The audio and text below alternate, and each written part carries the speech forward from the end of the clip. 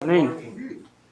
Study session, Mayor and City Council meeting, 10 a.m. Wednesday, February 17, 2021, City Hall Complex. Call this meeting to order. Please rise for the Pledge of Allegiance. Madam Clerk, will you please? I pledge allegiance to the flag of the United States of America and to the republic for which it stands, one nation, under God, indivisible, with liberty and justice for all. Thank you very much. Well, we have 5 out of 7. No. Well, we'll see what happens if they show up. The reason we have to try to start as close to possible to 10 o'clock is, it all depends on the discussion. This meeting could go past lunch today. I ordered lunch already for you guys, so you might stay here to make 5, 6, 7 o'clock. Oh my! No, I'm just kidding. So lunch, I said dinner, lunch. or what else? I said lunch. And just in case, Mayor, we do have breakfast on standby.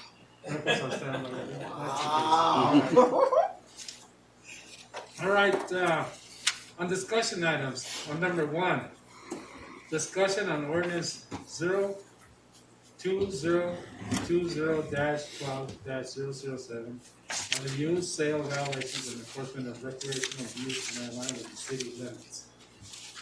The reason I have placed this on the agenda is because when we made the decision on the dispensary part, there was 2 councilmen that are no longer here, but we have 2 new councilmen, and I needed to get, feedback from those 2 councils to see how they felt about the vote that we did and how they feel about having a recreational dispensary in Nogales. So I asked Mr. Thompson to get information on the state, what the state's been, where they're at on this, and so that we can get more information, because when we voted on this, it was when it barely came after the election in November. So the best thing to do is have Mr. Thompson give us a little update on this, and Mr. Massey also, if you have any new update on it, to see where the feeling from all of us on this, if we continue on the same path that we voted on in the past, or we're going to do anything different. Mr. Thompson, please. I'll put it, Mr. Mayor, if I can, I'll put it. Excuse me, Mr. Thompson. Go ahead. Are we gonna be amending this resolution or? No, this is study session. It has nothing to do about amending anything. The reason I'm saying is we have to get a feel for it. And even though today there's no voting on anything, we're just gonna have a study session to see if it's gonna be placed on a future agenda on a council meeting. Go ahead, Mr. Thompson. So, Mayor, if I can, just I'll put it as lightly and bluntly as I can. Status quo with the state. Should we turn our mics on, or the reason I'm saying is because remember we have that echo, and I think you have that echo right now. Is yours on, Mr. Thompson? Yes. Because that echo's still there. It's still there?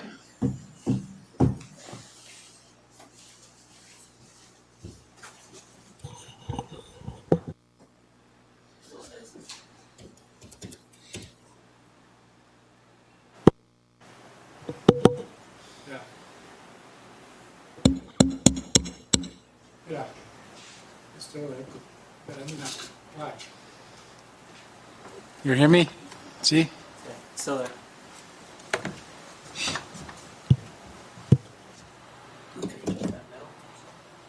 Try it again. Hello? Hello? That's better? No. Okay. Okay, you can turn your mics on then. Okay, Mr. Thompson, go ahead.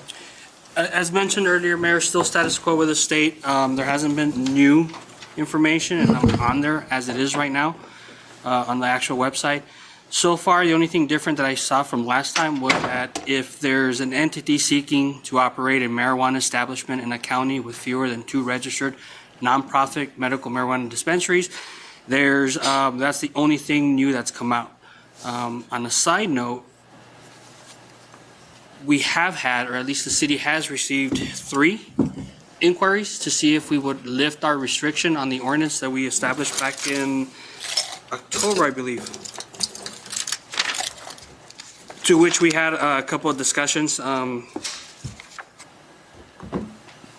we said that we would revisit the subject if needed. I think we're at that juncture right now.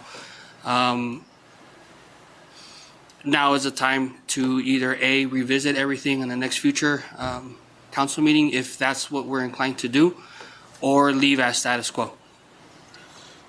I mean, there really has been no difference, no changes from the state at this point. We're still waiting to see what exactly we will, what zoning requirements we are required to establish before we move forward on this. One thing I will say is, so far, Santa Cruz County does have one registered medical marijuana establishment within that 25-mile radial area, and that's in Rio Rico. I placed a call a couple weeks ago. Somebody answered, so it's active.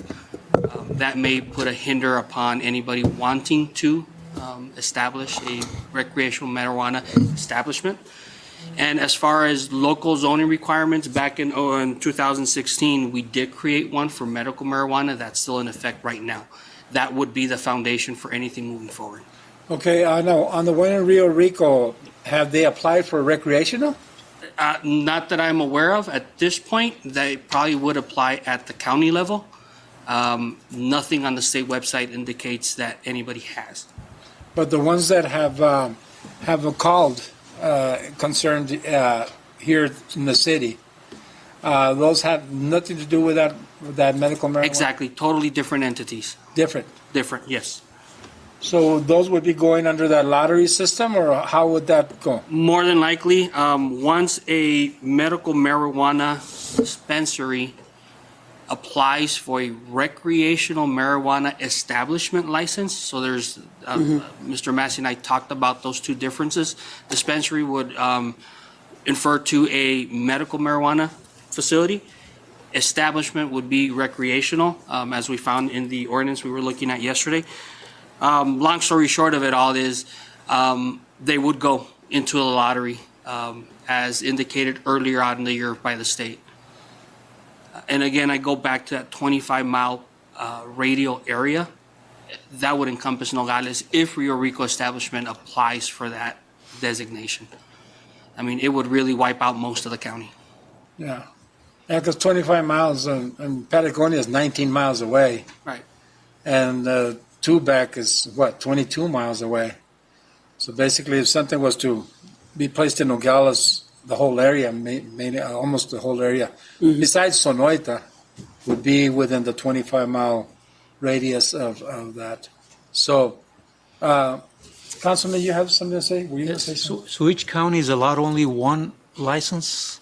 So there is, let me go back to what it starts. So right now, because of the size, and this is our understanding, and all this could change, you are only allotted one establishment, recreational marijuana establishment, within a 25-mile radius. So in other words, if that establishment is already applying for that designation, you could easily just shoot out 25 miles, draw a circle, and anywhere in that area, you would only be able to apply for that. Santa Cruz County is small. It's the smallest in the state. Therefore, one establishment would probably encompass it all. So is that the one in Rio Rico that's already established, it's already covering Santa Cruz? So that one, because it's a medical marijuana dispensary, and if they were to apply for the recreational establishment designation, then yes, that would encompass it. Yeah, because according to this resolution, it says an entity can have a dual license. Correct. Correct. So that one is established. They could apply for the second designation of recreational, and that would wipe out the market, basically. That would kill the market. If they do not, then that gives hope. And at this point, we don't know if they have. So do they have to go through a lottery system where? Exactly. So any establishment currently working under the medical marijuana dispensary would get first dibs or first attempt, first choice to apply for dual designation.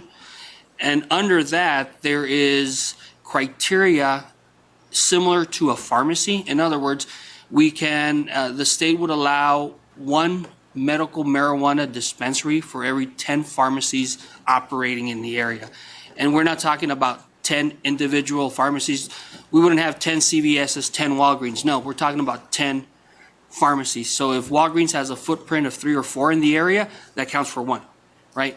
So to meet that requirement, we'd still only end up at 1 because we don't have that many pharmaceutical companies in this area as well. I think we have 4 or 5 total. And that also includes locations such as clinics, the Mariposa Clinic or the hospital and stuff like that, who also own or have a designation of a pharmacy. Yeah, so we wouldn't reach the 10 plus threshold to be able to accommodate for 2. And again, this could all change. We're waiting for the state to come back. I think it's late March, early April, with more stuff, more criteria, more regulations, or they would relax those. At this point, we don't know. We're just waiting on the state to come back and say, this is the new game plan. How can we facilitate if that's what you opt to do? Is there a time limit that if that they can apply and be denied? So far, everybody was allowed, or those with the medical dispensary classification were allowed to apply first, and that opened up early January. I think it was as early as like the 1st or 2nd of January, something to that extent, 15th. And that would go through all the way up to April. Once that settles and that's cleared, then that's when the lottery would start. So we're looking at late April or mid to late April before the lottery starts. Do you have an idea of how many dispensaries statewide? I had a map, Mayor. I failed to bring it with me, and I don't recall. I can certainly Google it really quick right now and find that map, and it'll tell us where those dispensaries are. Do you know how many Tucson has? Tucson, I think they're on 3 or 4. They don't have that many. And we're talking about medical? Yeah, medical. Medical, yes, about 3 or 4. Have those applied already for the recreational? That I don't know. The state doesn't offer that information, so more than likely might. Do we have some operating? I think I saw an email, Mayor, that goes around on one of the email chains I'm on, that one establishment in Tucson has applied. Recreational? For recreational, correct. One right now. One is pending. So they're being open as we speak if they qualify. Once they get their license. They then get their that license will- too. Right. Okay, I've got go ahead. question for Mr. Massey. If the county doesn't prohibit an establishment, and the city within the resolution says it's prohibited an establishment in the city, that means that the city of Nogales cannot have an establishment even if it's in the county of Santa Cruz? That's a good question. That's, again, goes back to the license regulations that are being adopted by the state health department. And so if the one medical marijuana establishment in the county moves forward to get a dual license so that they can do the recreational, then it, with the radius requirement, it could look very much like the city of Nogales couldn't get one, even if we were to revisit the ordinance, because of course right now our local ordinance prohibits a recreational medical marijuana establishment. We're not allowed to regulate to the point of prohibition of a medical marijuana dispensary, but we just don't have any. It's not been something that has been applied for and licensed by the state of Arizona. So, Mayor, if I may add, there's actually 12 medical dispensaries in Tucson area. 12 medical. Well, yes, I just got the And you information. think they're all going to get recreational? Not I by the think there's- standard the state's saying. I don't think they will. Not Right. by the standard, no. They want to be allowed. And my understanding, Mayor, is the number of recreational licenses that are going to be eventually issued by the Department of Health is going to be much less than the number of medical marijuana establishments that currently exist. So, and the statute specifically says that the medical marijuana dispensaries are going to be given preference. So it may be that only medical marijuana dispensaries who seek to be dual licensed, they'll probably exhaust almost all of the available licenses. For recreational. For recreational, that's correct, Yeah. yes. Yeah, well, Ms. Montiel and Mr. Bonilla, you guys weren't here when we voted on this. What are your thoughts? I didn't have the information Mr. Thompson provided for us. Maybe it's even too late for the city to even consider, because I didn't know there was a dispensary in Puerto Rico. But if there wasn't a dispensary, would you want the marijuana recreational? This is what it's all about. Not really. Yeah. Montiel, what do you feel? What's your question? My question was we talked about that you weren't here when we voted on this last. Okay, what do you feel, or how do you feel about having a recreational marijuana dispensary in Nogales?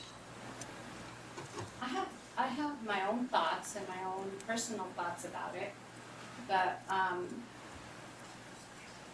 the ordinance that you guys passed in December, I think it was in December, Michael? Yes. December. Uh-huh. What was the aside from consuming marijuana in city property, what other, if it's regulated already, right? Right. The state has a statute behind it and so forth.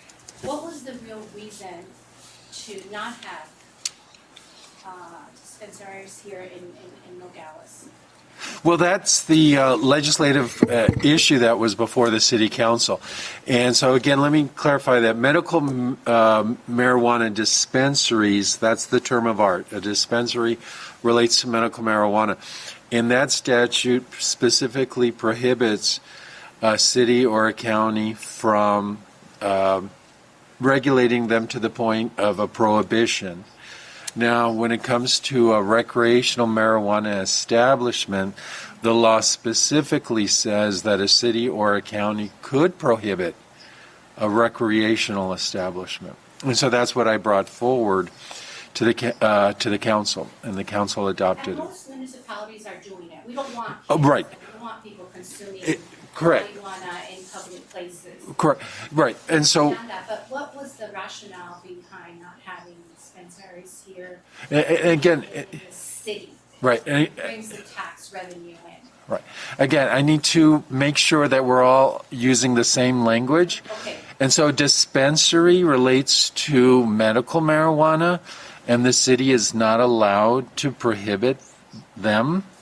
There's a licensing process. We don't have a medical marijuana dispensary in the city, but that's not due to the city prohibiting such an establishment. Now, an establishment is what they call for recreational marijuana. So if you want to, so the council did prohibit, and that's the current ordinance, that recreational marijuana establishments are prohibited.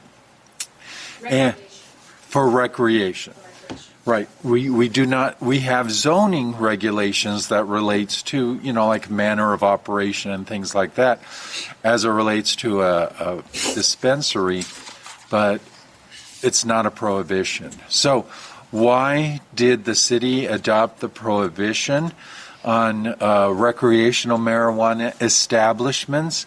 Then that's a legislative question, and I'm not going to presume to know every council member's particular frame of mind, but it certainly was something that is authorized, that the prohibition is certainly authorized. Most, as you've indicated, most cities have gone ahead and adopted, most cities in Arizona, as authorized by the statute, most cities by now have gone forward with a prohibition. Only a few cities have opted to say, let's make the recreational marijuana establishments available within our city limits. And obviously the idea is that they can be taxed, but the statute also says that the tax rate is going to be very much the same, has to be the same as our tax rate for any other retail goods that are being sold in the city. So in other words, you can't create a tier only associated with recreation marijuana. And so it's the weighing and the balancing, the pros and the cons of what's the social impact going to be to have an establishment versus what's the possible upside from additional revenue. But dispensaries are regulated by state statutes. Yes, dispensaries are medical marijuana. You wouldn't have to really, I don't know if it's a lack of terminology, but we wouldn't have to worry about following the statutes. They're established already. Right. And so, again, dispensaries, we have not prohibited a dispensary. They are regulated by the health department and by state statute, as you've indicated. But we don't have one. But can we? That's a good question. Anyone who wanted a dispensary for medical marijuana would have to pursue the licensing process through the Department of Health Service. Under this ordinance, it can. This ordinance has nothing to do with medical marijuana dispensaries. I just want to put that out there. I think I'm trying to make that clear. For the medical part of it. Yes, right. That's, thank Yes. you for clarification. Sure. The medical marijuana dispensaries, I think, was passed by the people Right. about 4, 5, 6 years ago. 2016. But in the city, nobody applied for one. Only I think in Rio Rico is the only one. Yeah. So that was passed by the will of the people of the state of Arizona. Yep. 6 years ago, was it? It was about 4 years ago, I think. No, it was Maybe less. if I think it's 4, it could easily be 6. Yeah, I think it was. I would defer to you, Mayor. Yeah, but they never put one in Nogales. So if I could just add, Mayor, a little tidbit of information, maybe just to a point that we discussed back in December, was the fact that the margin of yay versus nay votes for Prop 207 in Santa Cruz County, let me rephrase that, in Nogales, in our districts, in our polling precincts, it was a difference of 521 more votes towards a yay than a nay. So it was a slim margin compared to the rest of the world, the rest of the state, I should say. So that was a component that was discussed in open session back when. And I believe, and again, just like Mr. Massey, I don't want to put words in people's mouth or try to exhume your opinions from back then, but that was a component of the discussion. It was a 521 vote difference. I remember Councilman Barona questioning that, asking about that at the time. Yes. Yes. I have a question Yes. for Mr. Massey. There's a 24% tax on the recreational marijuana. Would any city having that, at least that's what I was told, what type of, would this city receive any of that money, of that taxation on the recreational marijuana? My understanding is that the city's share of any recreational marijuana tax is just its local sales tax component. And the statute does not allow you to create a higher tier. So we have a 2% sales tax, so that's what we would end up with. Right. And so if there's... I guess it falls into the food bracket. Yeah. Right. The reason I ask is because I think there's a big misconception with a lot of people thinking that we're going to get rich off the taxes off the sales of marijuana. And, if it's a 2%. Right. Only if the volume is comparable to Walmart or something like that. Mayor, if I may just add a Yes. little bit to Councilman Bonilla's a comment there. So we just, for comparison, actually Mr. Kissinger threw up a little cool spreadsheet, and we just took the average cost of surrounding states. Usually a ounce of marijuana runs about $300. So if you do the math of 2% off of that, et cetera, we're looking at an establishment running 24 hours a day, 7 days a week, having to sell, and I think the magic number was 400 ounces per day, round the clock, for the city of Nogales, with that 2%, be able to collect its first $1 million revenue. So the question was asked, could we see that volume being sold daily? 1 million what? In 1 year? $1 million, yeah. In 1 year? 1 year. We would have to sell about 400 ounces of marijuana a day without skipping a beat. 365 days out of the year to get our first $1 million. So you would probably have to have a lot of visitors to Nogales. Uh-huh, a lot. But if they have 4 dispensaries in Tucson, or 1 or 2 A or lot of hype 3. people in the community. Right. Or a lot of hype people in the community. And then if I can add another little tidbit fact that a lot of people don't understand is that you can grow your own at home if you choose to, right? Not to exceed 12 plants per household, as long as there's 2 individuals or more that are at age 21 or older. In other words, you can grow your stuff if you choose to. With no tax. With no tax. And then another thing, just so that we talked about this back in December, is that having a dispensary or not having a dispensary, you're still not going to stop people from smoking, because the will of the people of the state of Arizona said that they want to do that. Okay? But cities do have ordinances, and I don't think there's going to be one city in the whole state of Arizona that says that you're going to smoke pot in that park outside. Right. Or around people, or around children, around public places. Why? Because it's going to be enforced, if I'm not mistaken, Mr. Massey, kind of like if you go buy a beer at Circle K, you're not going to drink the beer outside in the parking lot or on the sidewalk, because that's drinking in public. Am I correct? Yes, Mayor. The statute, or the statute allows the ordinance that the city passed, and the ordinance includes a prohibition of smoking in public, smoking marijuana in public, but specifically also smoking marijuana on city property. With the difference being is a prohibition of smoking in public, per se, is limited to the enforcement allowable under the statute, which states that that's a petty offense, whereas the city has more regulatory authority to create a prohibition for smoking marijuana on city property. And so that ordinance creates a Class 1 misdemeanor for smoking marijuana in city parks or things of that nature. And from what I understand, if somebody is smoking marijuana and driving their vehicle to Tucson, and so happens that you pass a DPS agent, I'm sure he's going to stop you, because what's going to happen there is you're probably going to be under the influence. Kind of like having an open container of beer. So, am I correct with that, Mr.? That is absolutely correct, Mayor. There is no defense or exemption on the use of marijuana in comparison to impaired driving. In fact, there's misconception that if you smoked marijuana or consumed marijuana X amount of days prior to that,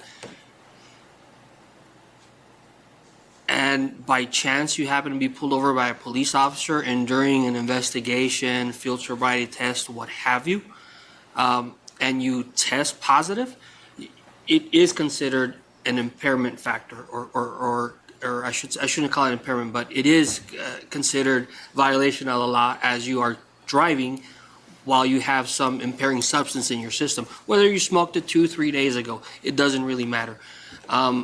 This may open the door, and this is the cop speaking, the cop in me speaking. I can see a lot of headaches in the future, just based on that, on impairment through marijuana. I actually can. I could see changes in the law up at the state level too, Exactly. in the future. It all depends, it's happened before with certain things. Legislative body over there passing bills. Go ahead. Mr. Thompson, the marijuana stays in your system for months, I understand, right? Correct. So if somebody smoked 2 months ago cigarettes and marijuana, and they get pulled over 2 months later, can they still be charged for it? That is a semi-accurate statement, Councilman Bojorquez, and I'll explain why. We still, as a police officer, we still need to our investigation needs to migrate into an impaired driver situation or a DUI. So we would have to ask these questions. We'd have to weigh why the traffic stop was done. We'd have to look at signs or symptoms of impairment, you know, your bloodshot eyes, the smell, if it was in your car, a lot of things that we need to look at, and then move over to what we consider field sobriety tests, which are tests done out on the field to show if a person can still continue to drive their vehicle safely, right? So those test your motor skills, basically. After that, we would move into what we would call the impaired driving investigation, full-blown, where we would go for a search warrant for your blood if needed, or urine. If the driver allows us to just do so, we would do so under implied consent, so forth, so forth. So, yeah, I mean, if an officer wants to handle or take that to that degree, I certainly encourage that, to do so. So, yeah, I mean, we could. Like I said, it's a semi-accurate statement based on the investigation conducted. Thank you.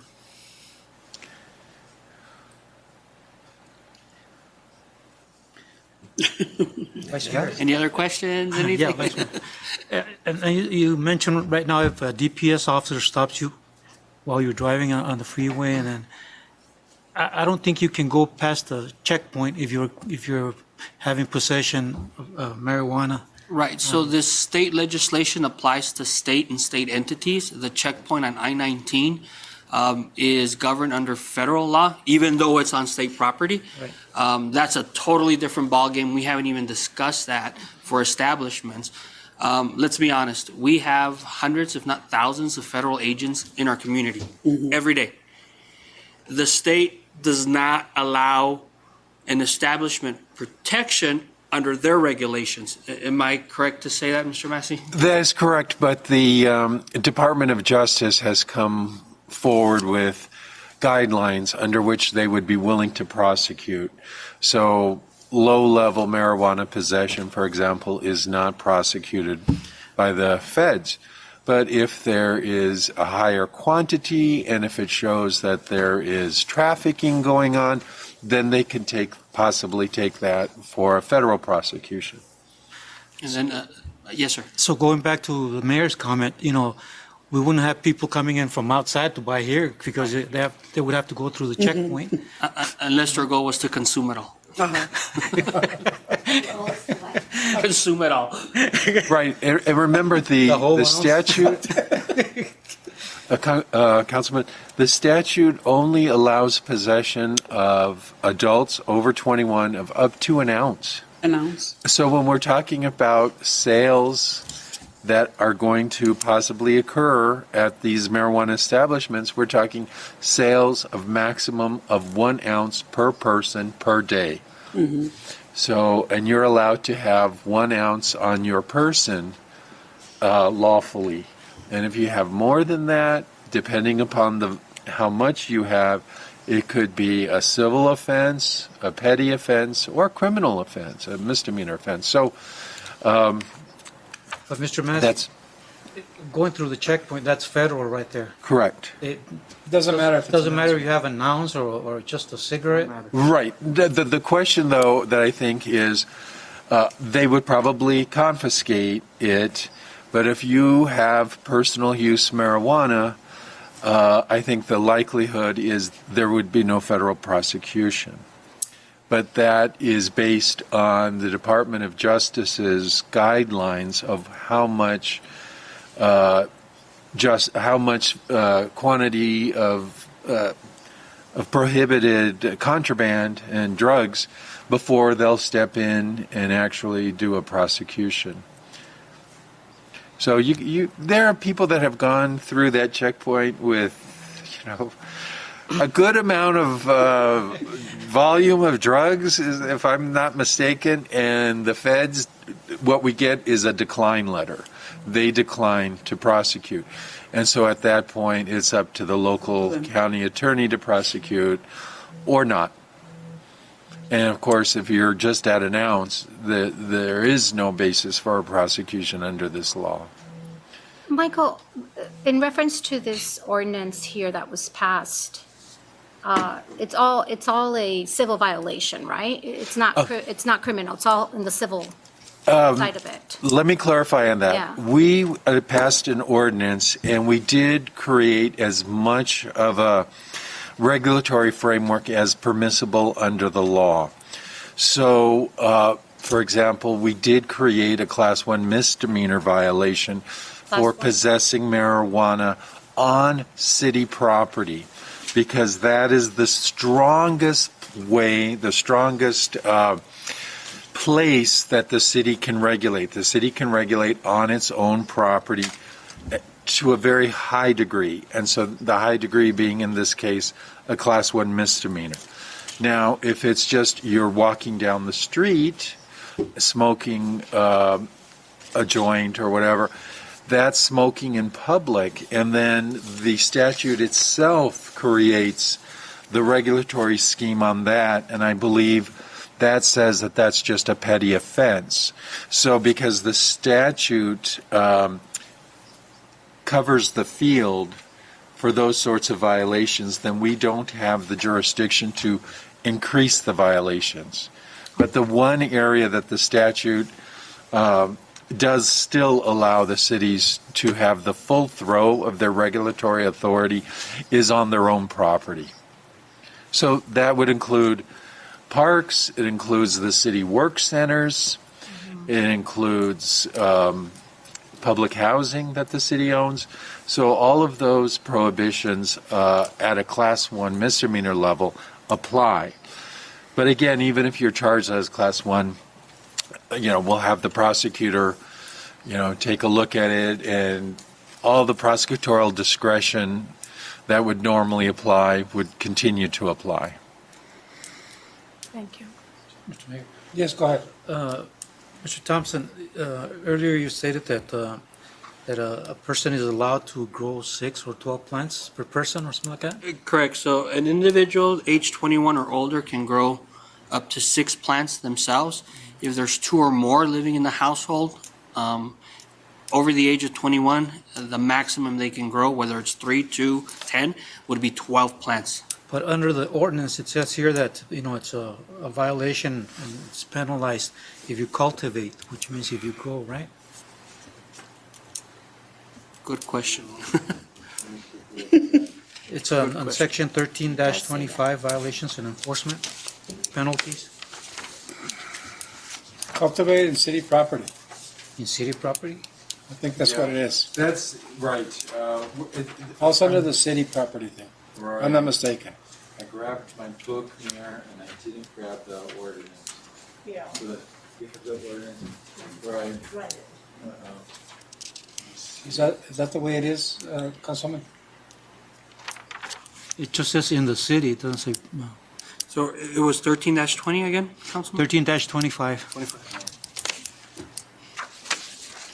Is cell store, person fails to meet all.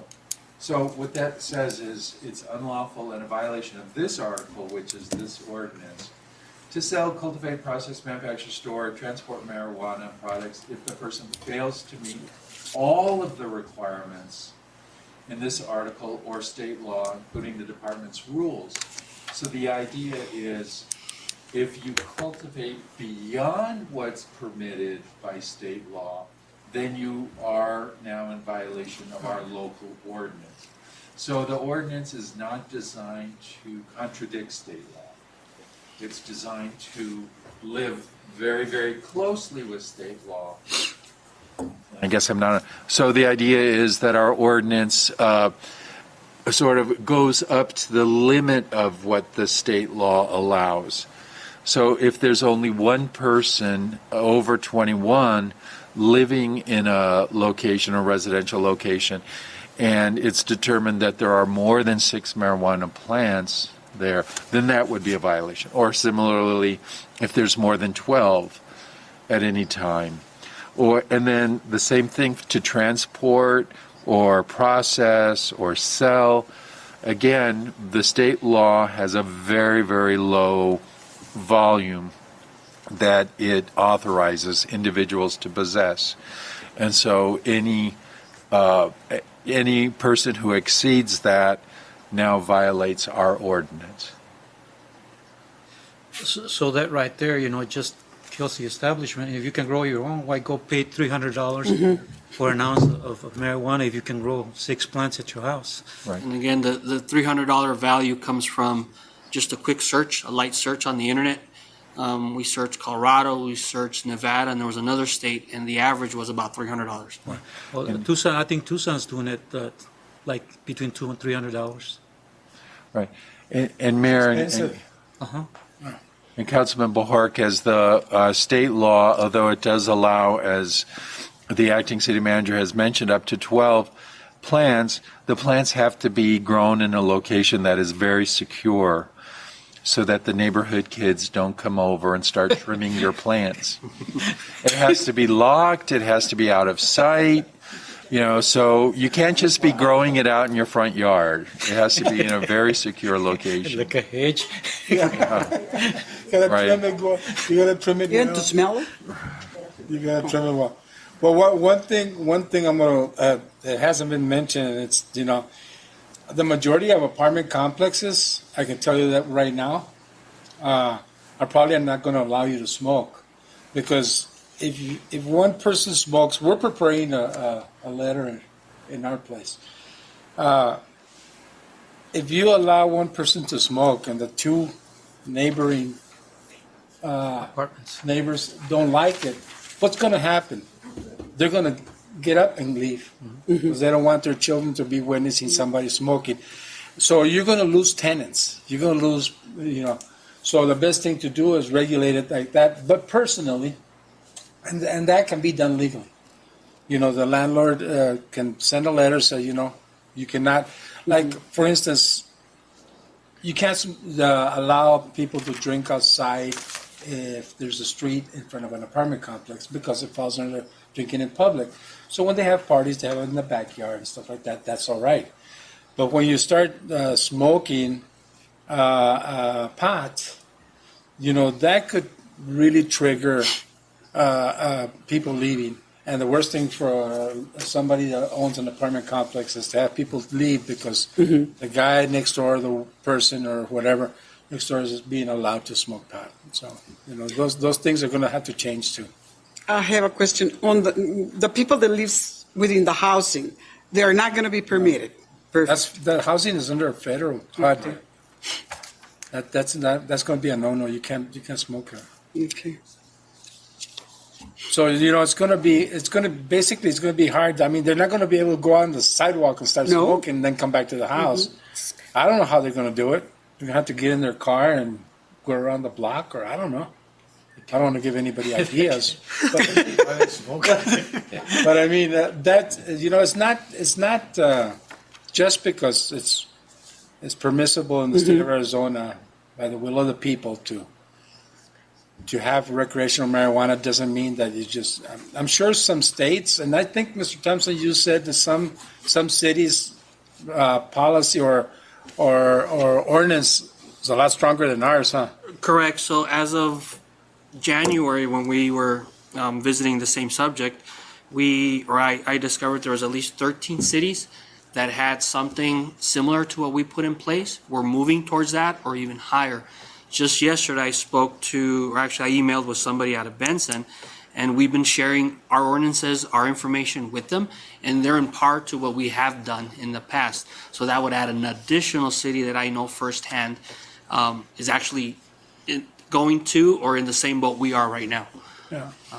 Very few. They're gonna think about it. Seriously, think about it.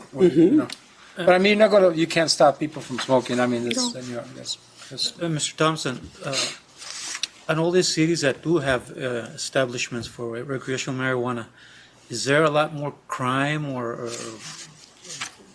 problems in the communities? So I can just speak to what I saw on the news about a month ago. I won't say which city it was, but there was a long line outside, and the news captions was pretty direct in saying that there had already been a few fights, gun brandished, some knives being brandished, neighbors complaining about the hours of operation, people coming in, lining up early on, disturbing the flow of traffic, what have you. right? And this city is pretty close to us. And that was just a snippet on the headline that I saw. So with that said, So that's just at the store buying? at the site, at the establishment. Mr. Maldonado, estás muy calladito. Unfortunately, I've never been in favor of pot. That's, Vice Mayor, what do you think, Vice Mayor? I'm against it, 100%, yeah. Councilman Diaz? I think it would be a bad influence on our community because of the kids, because of the schools, and all the, it's considered a drug. It So it's nothing good comes out of consuming drugs. So it's the way the trend of the future generations, but in my generation, that was a big no-no. So, and I wouldn't want my kids doing it or my grandkids doing it or associate with a person that smokes marijuana or they get high and all that. It's not, nothing good comes out of it. There's a time and a place for everything, but smoking marijuana and there's going to be a lot of problems because if you consume it and you like Councilman Bojorquez said, it stays in your system, and you go out a week later or 2 weeks later and you get into an accident and they test you and you come back positive. So what are going to be the legal ramifications against that person?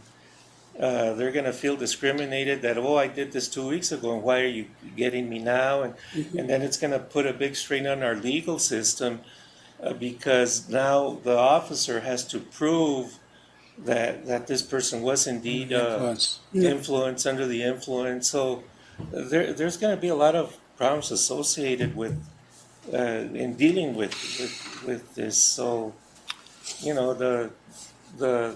my opinion is no, and that will keep our citizens, at least our citizens that don't want it, which would be like a half and half, because 500 votes in a city is not that many votes. So you're looking at about a half and half thing. So we know the bad effects of it, and there's really no need to be getting high to be happy. Go out and work, do something productive. That'll make you happy. Build a doghouse or something. Oh wow, look what I did, and you're happy about it, right? But you don't need artificial things to be happy. It's just your own personal. We have to do things to make people happy. We can playgrounds, baseball, sports. I mean that's. That makes people happy, socializing with your friends. There's a lot of things people can do and not turn to drugs or alcohol or anything like that. There's a lot of different things that should be done to keep people off of As this. it is, eventually they're going to smoke if they want to because it's Sure. legalized. Oh, yeah, that's... I don't know what. Plus, also, there's a lot of employers that have regulations. They do random test on their employees, and they test positive. You lose they lose a job. Almost every job. Even gives you if a you drug go for an test. interview and Yeah. and they do a drug test, and you come up positive, there goes that job you wanted. Exactly. Councilman Bonilla. I'm against it. There's nothing in it, other what Councilman Diaz said. I think that there are other ways of being happy. There's nothing in it for us really as a community. So At 2%? at 2%, Because I know you that's gonna be a lot of. I know your question was that on the taxes. Yeah. Mr. Massey, why would they call it recreational? If it's not, it sounds like, recreational, it sounds like it's something for fun. No recreation. That's how I guess the topic is under discussion. I'm not sure that the ordinance or the statute calls it that, but it just, to distinguish from medical marijuana, which requires a card, this is, no questions asked. If you want to have 1 ounce of marijuana and you're over 21. It does say recreational on the ordinance, So, Well, that's what it says in the state too. on the heading. It says the regulation of recreational marijuana and setting forth violation enforcement.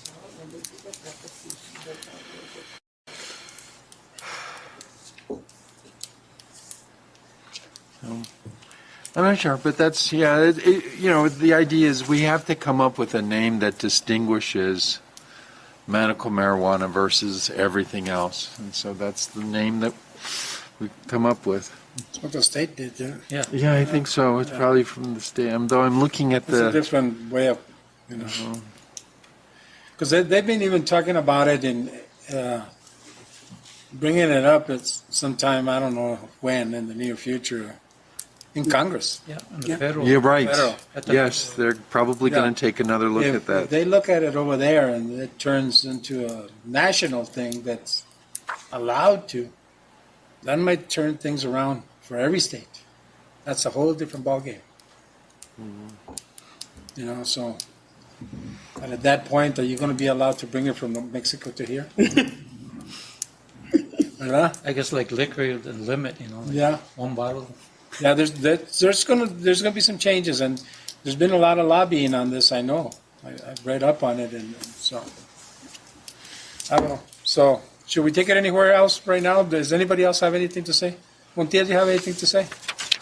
No, Michael, for the other 50% of people that, were in favor of this, what do you say, like, in a nutshell? Like, what do you say to explain this ordinance? Like, what was the I understand the purpose of of not consuming it within city limits or city property. What else can you, in a nutshell, say, what was the purpose of the ordinance aside from? Sure. We don't want kids, of course, consuming it, or people, for that matter, consuming it in public. Right, so the purpose of the state statute was to decriminalize and, in fact, make perfectly lawful the possession of 1 ounce of marijuana per adult over 21 years or older. But at the same time, the statute does allow cities to regulate and even prohibit the sale component of marijuana. In other words, to have establishments where these people can lawfully purchase marijuana. And so I think the ordinance says, right, the statute passed, 1 ounce is now permitted, but at the same time, the consequences of having a retail establishment selling marijuana, I think the idea is that those establishments will create off-site, societal type impacts, and then the cities can decide on their own whether they want to, deal with those impacts, and still live with the upside, which is some increased sales tax revenue, or go ahead and say, that's fine, you have 1 ounce, go purchase it in another community. You'll have to find a location where you can purchase it, but it won't be in our community. Like go to Rio Rico. Like going to Rio Rico, or probably going to Tucson. I'm not sure that Rio Rico has even applied for the recreational sales. Not So yet. you may, and right now that's the status of the law. You're allowed to have 1 ounce of marijuana on your person or in your possession. But where did you get it from? There's no place around here that can lawfully sell it. So that's another question. There's an ordinance, Mr. Massey, as far as smoking and city property, right? It's not allowed. Right. There is no smoking tobacco. There is no smoking marijuana on city property. It's been around for ages. So, Mr. Mayor, Yes. one last question. Mr. Thompson, have we had a lot of feedback from the community regarding this? Have they been calling the city opposing this ordinance? Councilman Bojorquez, just on my own personal experience when it comes out to the community itself, very little rhetoric from the community. I've seen some social media posts talking about it. However, I've received more input or feedback from the commercial side of things, where they're very much interested in setting up shop. And that's about it. I mean, community-wise, I have not personally received anything specifically other than what I've read on whatever was published on the social media feeds, where people expressed their concerns. And that went either direction, right?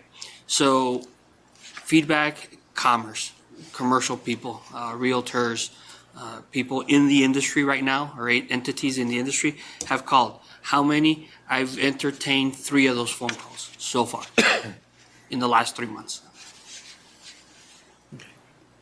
Right, that's all I have. Yeah. Okay, shall we move on? Okay. Number 2, discussion on First Block Terrace Avenue Enhancement Project, walkway. I placed this on as a study session because since 2000, when we first received the $500,000 from Siegel and ADOT for the enhancement of First Block Terrace, it was supposed to be a pedestrian walkway. And it was only completed halfway and the rest wasn't completed. So I was asked by Vice Mayor and Councilman Bonilla that they wanted to talk about this to see if we had any interest in continue working on that for aesthetic reasons, one of them, for the downtown area, and also to improve, maybe a possibility to improve the area for tourism, for people that go into Mexico and on their way back have somewhere to stop. And because the actual design that was there, at the time I was the Public Works Director. I was under the Marco Lopez administration when it was presented.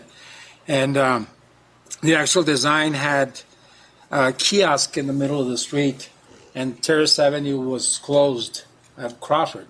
So no vehicles could go in there.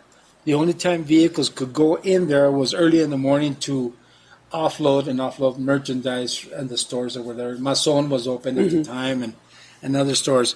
So that was the only time it was going to be open. The taxis, the shuttles, and all those vehicles and everybody that goes into there, that was going to be completely closed for that. So it was going to be somewhere where people could go and sit down, drink coffee, have a good time before they go into Mexico, or vice versa when they come back.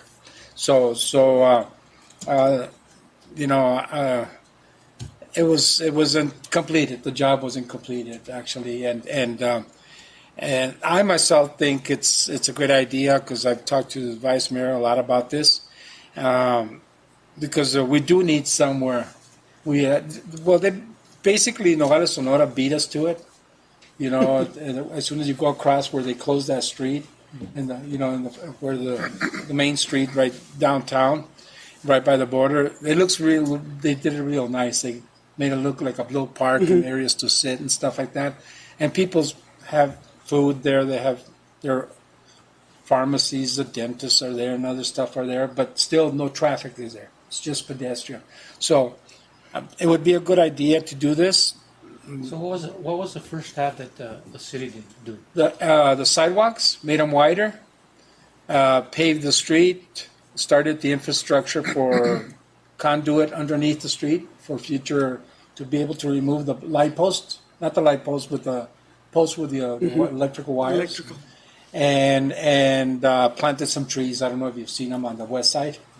On the sidewalk was, and then the one on this, on the east side, the sidewalk was, I think, extended maybe another 2 feet, because the actual sidewalk is the roof of the buildings in the bottom, so you can't disturb the old sidewalk, and the paving of the street and stuff, and then that hump in the middle for as a pedestrian cross.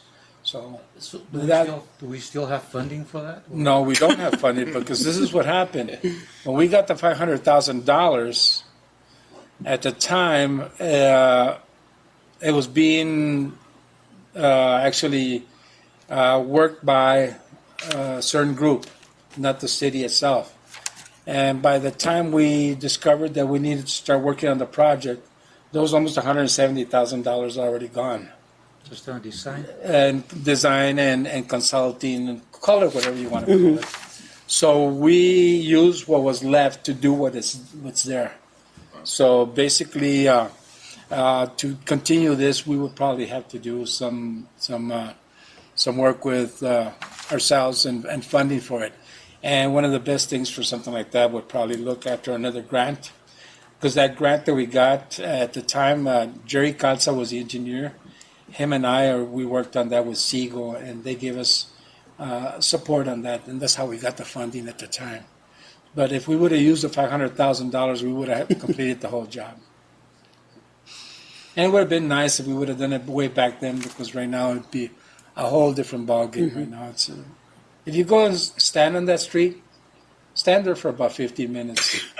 It's depressing, because all you hear is people barking at people and yelling all kinds of stuff. An offloading place, where people not only drop that, people and pick up. yeah, and Yep. and just not obeying the traffic laws, so we would have to change all that. And for instance, the businesses that are on the west side of Terrace Avenue would have to come in through Sonoita and exit through Sonoita, no longer come in through there. There's no buses in there anymore. So there's no Greyhound there anymore. There's no city buses. Supposedly no city buses should be going in there, because that was stopped a long time ago. Only taxis and shuttles going in. So the other businesses could probably stay open. Shuttles could stay open, but they wouldn't be able to circulate through the street. And we would have to enhance a little bit to make it look a lot better than what it is. There's no other businesses, huh? Factory to You is closed, and then Ubeta is closed. Yeah. Well, the second Ubeta, not the one on the corner. But besides that, The I other don't ones- think there's it's only shuttles. Both UETOs are open. They're open. The other one they're open. Yeah,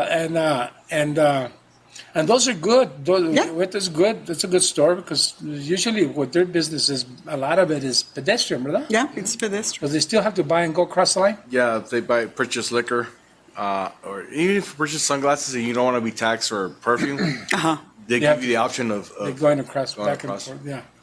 And then the roundabout that's at the very end, a while back, I think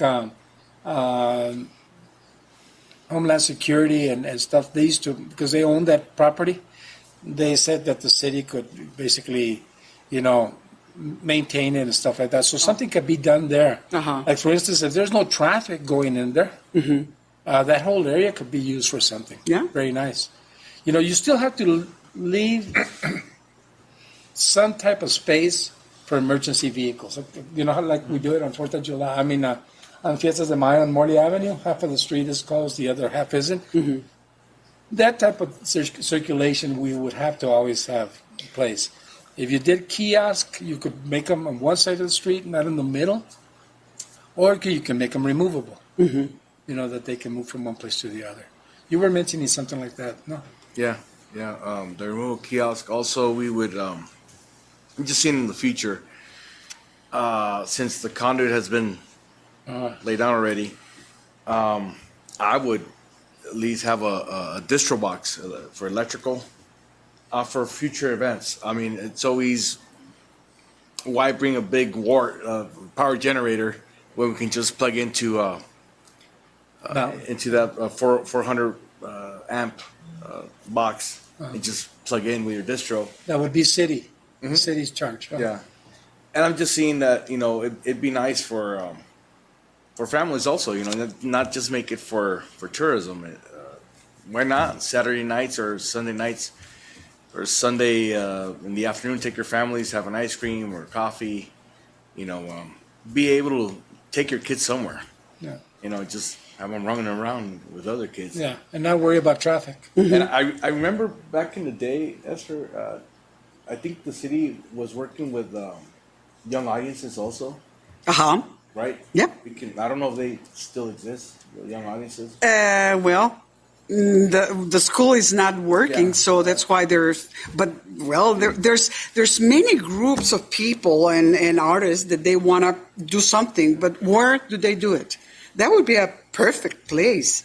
Because if the other thing that we've talked about also, the vice mayor and I, is that if that was a pedestrian walkway, we could have events there. Yeah. The fiestas events. Yeah. Right there, right by the border, without having to close Morley Avenue. You know, you can still use Morley Avenue if you want, if your venue has to be bigger. But if you measure from Crawford to La Glorieta or the roundabout, you'll have the same space from the length of the placita downtown.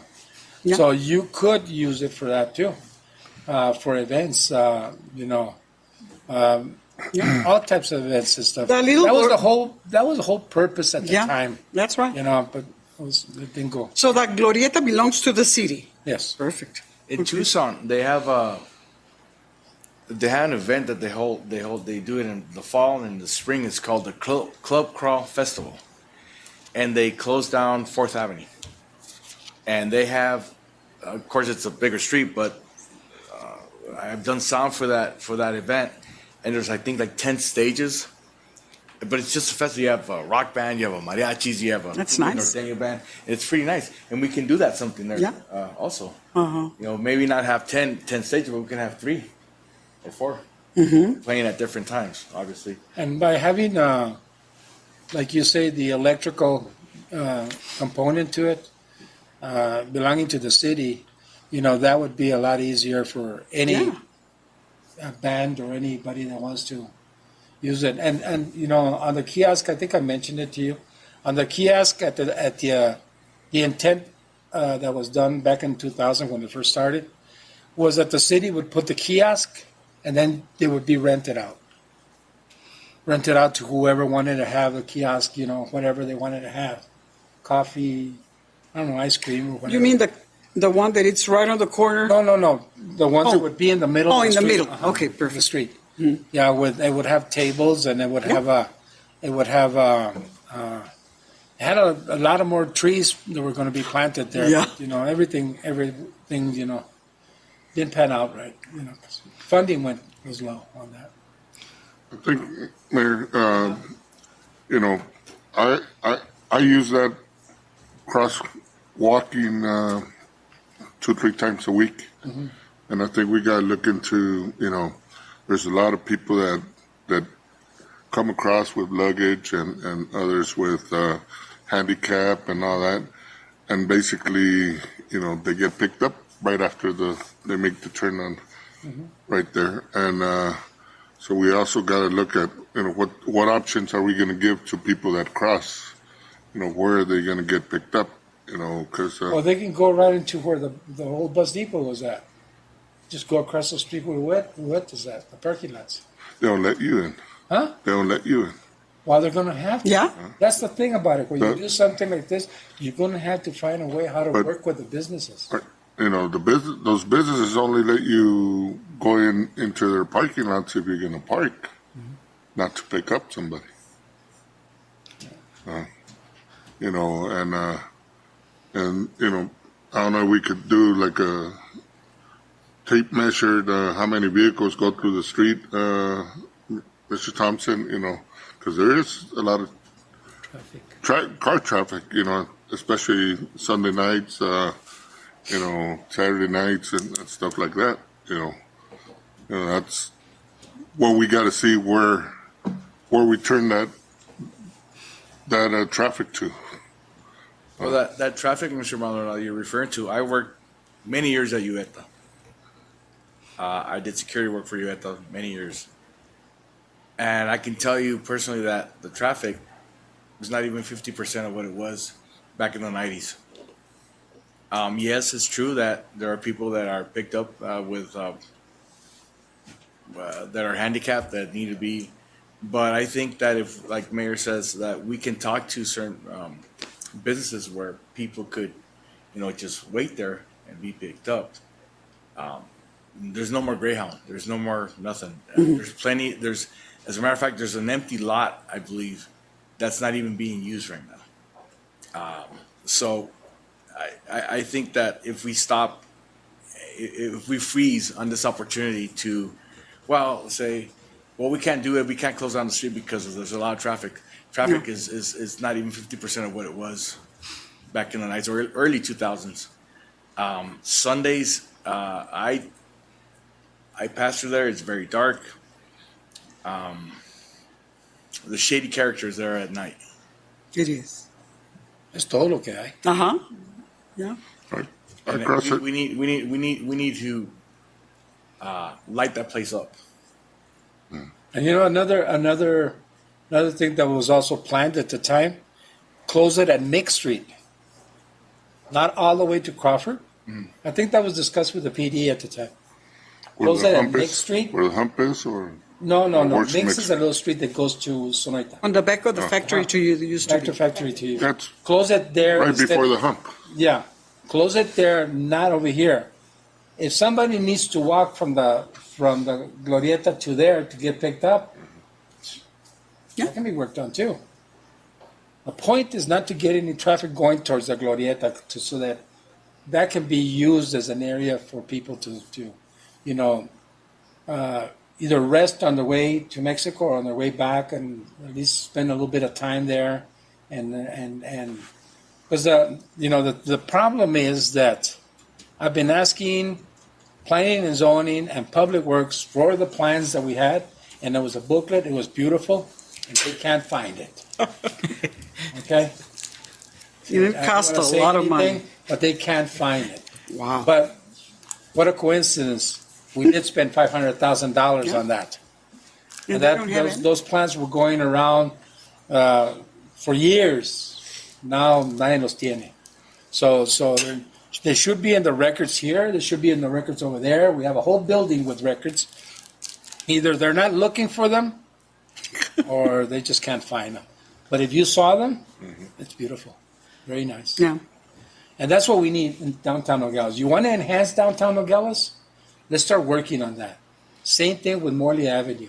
If you want to enhance it, let's start working on it. Let's invest in it, because if we don't invest in it, we're not. Also, Mayor, since I've done big events in big cities, when I ask these entities to come down to Nogales, the first thing they ask me, give me a venue.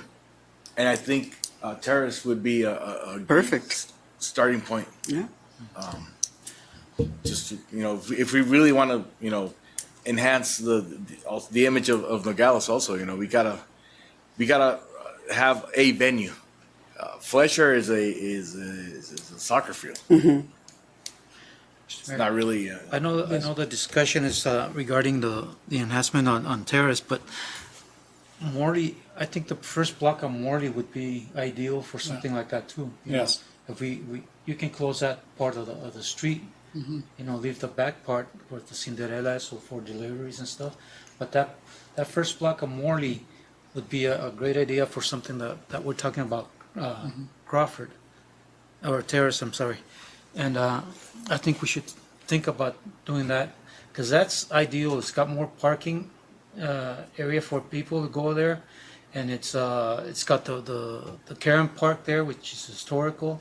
There's a lot of history in that area of Morley Avenue, even the stores, the old stores there, and that would bring a lot of people there. Yeah. And there you can have a larger venue if you wanted to. Yeah, the thing about it is that on this one, the money was spent for it. And if you see the document, the SEGO document and ADOT document, it was supposed to be a pedestrian walkway back in 2000. Yeah. And it was never done. So it was basically not finished. So 20 years ago, this project should have been completed. And that's the reason they got the money. So if you're going to receive money from SEGO, $500,000, and ADOT for a pedestrian walkway enclosure, matter of fact, they did their own study because Crawford belongs to ADOT. That section of Crawford, where it loops around to go to I-19, that all belongs to ADOT. And they did a study, and they said, and they gave us actually a go-ahead to say, okay, we can close this one. Because there was a circulation of traffic through Sonoita. If it would have been a dead end where there was no exit of traffic, then they probably would have said no to us. But since there was mixed street, all those parking lots can exit to Sonoita, they said, no problem. And back then, Greyhound was there. Those city buses were all parking out. Do you remember that? They were all parking on the west side, taxis, shuttles, no había campo para nada. And it was accepted. So, my concern What is was the other part of the money used for? The other part of the money, where did it go? It's a good I don't want to question. say it because I'm going to put some people's names. Yeah. I don't want you don't want me to say that. Mayor, and that you're talking about 20 years ago. All I can say is that none of them were city employees No, or none of them were politicians. that's right. Oh, look at the policies. Yeah. Okay? Remember, Esther? I don't want to say it. Mayor, if I just may add a little caveat to everything there. So we talk about having a sign saying "Welcome to Nogales." We talk about all these things. If Terrace Avenue was enhanced in that direction, I don't think we would have discussions with ADOT to get permits and stuff. We would have a pathway Yeah. saying "Bienvenidos." Yeah. That's just another way, another little spin on stuff. If we actually finish this. Because everybody goes through there. That goes into Nogales. Yeah. Unless they go down through Grand Avenue or Arroyo, this section. And we could put signage, we could put information there Yeah. for people going into Mexico and coming back. The majority of the tourists don't go through Morley Avenue. Don't go through the Morley Avenue. No, they don't. Those are local people. Everybody goes through that port.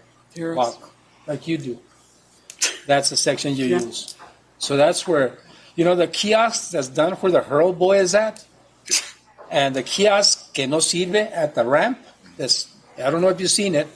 It's all graffitied up. It's torn up. Yeah. Nothing. Nobody maintained it. No. The people that put it up never maintained it. Those were supposed to be to inform people. They were supposed to have messages weekly put there, but by that group weekly saying, this is like, for instance, if you have state alerts to go into Mexico, you had different venues to visit in Nogales. So nothing was ever done. They're just little buildings. Ahí está solo. You've seen it. Yeah. Okay, that's the whole purpose of that Terrace Avenue walkway. That's where it started, and it was abandoned. So, Mr. Mayor, we have the basic stuff there, right? Like Yes, actually, the expensive part is Yeah, already It's done. done. So, you're talking about 20 years ago, that was only $500,000. Yes. Now it's going to cost, what, maybe $1 million or? Well, no, it all depends what you do. If you just go with kiosk and extra lighting, it wouldn't be that It's much. not that much. But what I'm saying is that we need to find ways, and I've talked to Mr. Thompson about this, not use the money of the city, find a grant. Grants. What I'm going to do in my next SEGO meeting that I have, I want to bring it up to them to see if there's anything in SEGO that we can, look at to see if we can use. You're not looking at a lot of money. How about colonias? I don't know if the colonias would work for that. I don't know. Yeah, who knows? Find somebody. Do you know anything about the colonias working on something like that? I know they're good for paving and infrastructure. Right. I'm not the expert on grant opportunities, but my understanding is Colonias is a program through NADBank and BEC Yeah. that is designed to allow us to have access to funding for sewer and water principally. Yeah. And so, I don't know that Colonias applies to something like this. Yeah. Yeah. So, let's think about this, and this is something that we need to, Yeah. down in the future, think about it. And the reason I'm saying it's good to have these out right now is because of, we're going to be working on our budget in a couple of months, and if there's a opportunity that there's a grant there that we can find a match to it, and if we can find the design, we could actually almost say how much the kiosk would cost and extra lighting. We don't need to enhance the sidewalks. We don't need to repave. We just need to close it. Yeah, but we also need restrooms there. If Yes. we're gonna do it, Yes. to bring people and Yes. do some kind of events, we need restrooms Yeah. there. Yeah, we wouldn't Uh-huh. do that, yeah. And it, and then you have to be very careful with restrooms too. Because, you can either have restrooms just for the events or have restrooms all the time. And if you have them open all the time, then we're gonna have somebody maintaining the restrooms. It's kind of like the placita downtown. We've had some A lot of problems. problems with those restrooms. So there would be something added to it, for future. That would be also something that we have to maintain. Yeah. So there's a lot of things. All right, so let's before we move to the other, let's take a 10-minute break. Okay.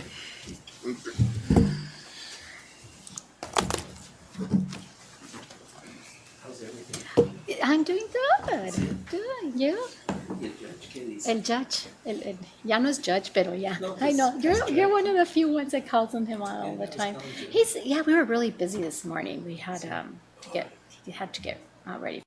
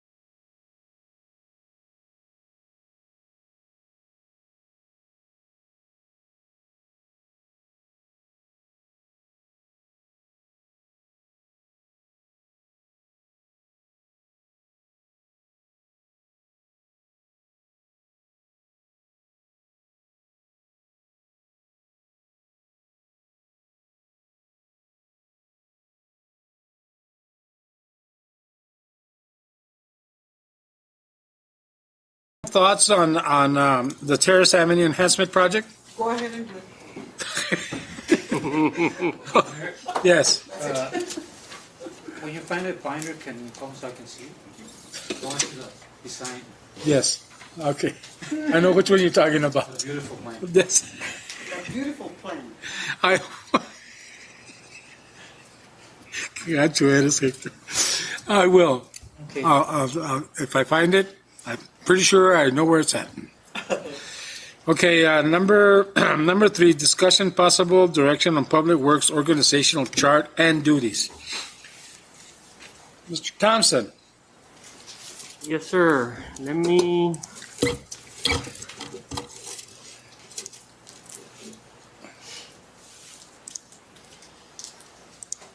I had it somewhere. Anyways, Mayor, so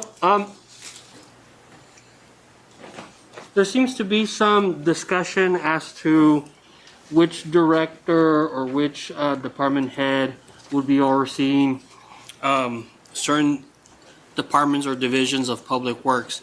As is right now, our engineering department oversees our street maintenance, street enhancement programs and everything. And the discussion we bring forth today is to see what's better fitted for Nogales versus the rest of the world. And some of this discussion, I believe Mr. Massey, not that I'm throwing the ball at you, Mike, probably understands it a little bit more. However, we do have a current organizational chart that I can certainly project. It'll take me a minute or so to get up there. And then we'll leave it up for council to decide if the current flow chart is what's suitable for us. Again, we believe that there is perhaps a hiccup here and there. The way it's set up right now with engineering overseeing paving, we believe that perhaps Public Works or the street department should be encompassed in that. But however, that's up for discussion. And that's pretty much turning it over back. One of the things I've seen in the past 2 years is that I've noticed that it takes 3 people to answer one question. And that's occurred to us on council meetings when we're talking about paving. Either one doesn't know, the other one thinks about it, and then the last one is not sure. Okay, and I don't think that's the right way to do it. If we're talking about street projects, there should be one person that knows exactly what the answer is to that question. Or if not, the Public Works Director should know the whole the process of it. So how it, I haven't seen. You have it there? I haven't seen the exact organizational chart that we have right now that was approved by council in the past. I know I saw one in the past that had other people on it that are no longer with us. Eyesight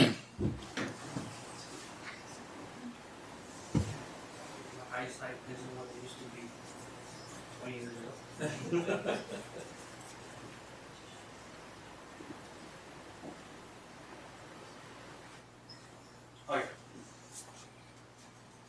Oh boy, I can't even read that. I'll blow it up, Mayor. I'm sorry. Let me just get up on the podium just because it's easier for me to see.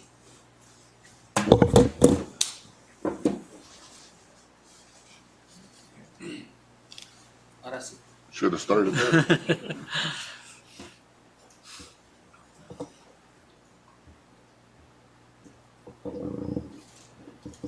All right. So as is right now, we have the Public Works Director. As it flows down, he's got an administrative assistant. Then we have the administrative, and I'm blind again, services coordinator. And who's that? That would be Mr. Artana. And I take it back. So it is Public Works Director, Admin Assistant, Assistant Public Works Director / Utilities, which is currently vacant, the Administrative Coordinator, Ms. Trujillo. Then we have, perdóname, let me blow it up. Who's the Assistant Public Works Director? We don't have one, it's currently vacant. Oh, We have pretreatment. We have MS4. And it flows down to where we have our, I guess for lack of a better term, department supervisors. We have fleet. We have sanitation. We have water, wastewater, and facility/maintenance. As you can see, as the way it is right now, our streets are not encompassed under the authority of the Public Works Director. They are currently under the Engineering Department. So we want to see if we can somehow work that into the whole flow chart. One thing in researching other cities, we discovered that engineering itself is basically a standalone department who oversees plans, engineering, specs. However, they're also sort of a consultant to Public Works. So per se, if we have a nice paving project that we're doing internally, obviously input from engineering is solicited and is very much needed. Why? Because they can design the whole thing as needed. In this case, that's true. However, we also have them as the manager overseeing streets. We're not saying that they're underqualified or qualified or questioning any qualification. It's just the fact that, like you mentioned earlier, who do we go to? Typically, we would go to a Public Works Director, street superintendent, what have you. So that's what we're trying to look at here. We went through a couple of flow charts from other similar cities our sizes, others that are huge, and they were a little bit more complex. But it just seems to be that engineering is a standalone department who does not oversee utilities or streets or anything. And perhaps that's maybe something we can venture into, depending on what council believes or wants at this point. And I also have Alejandro, the Public Works Director, Mr. Bárcenas, who can also answer any questions on that. By the same token, I have our engineer, Mr. Guerra, who can discuss what their concerns are, or maybe, as we explore this a little bit further. And again, this is not a way to pick at anybody's qualifications. It's just to explore what's the best interest for the city. So that's where we're at with that. Okay, can I just break it a little bit? Sure. In the past, it used to be Public Works, Engineering, and Planning and Zoning. Correct. When did it change? That I don't have the answer to, Mayor. My understanding is perhaps it was under the former administration that made. Yeah, because it wasn't like that on my previous administration. Okay, the reason I'm saying is that Public Works would be in charge of streets, water, sewer, sanitation, fleets, and facilities. Correct. All right. Engineering is engineering. Solo. Exactly. Okay? So what's happening right now is that it takes 3 or 4 people to make a decision for one person. And that's what I'm noticing. That's been happening for the past 2 years. Yes. Because I ask a question and nobody can answer it, and then they figure it out. Okay, you gotta answer it. It's not that way. If the street superintendent cannot answer it, the only other person that can answer it is the Public Works Director. Not a coordinator, not this, not that. No, it's the Public Works Director. Okay, and I think that's where we're missing where something happened and we lost it. If you look at the city charter, there was no Public Works Director. There was a street superintendent, and it's still there, if I'm not mistaken. Yes or no? No, I don't believe the street superintendent is in the charter, Mayor, but it is mentioned in our city code. But street superintendent, when it's mentioned in city code and it's mentioned also in state statute, that's a very specific term of art. So for example, if you're gonna have a streets improvement district, then the street superintendent is the one that sends out notice and creates the assessments and maintains documentation, stuff like that. So street superintendent, also in our city code, street superintendent has the authority to paint curbs, red and yellow and white and blue, Yeah. and then the police ticket people who are not obeying the color of the curb.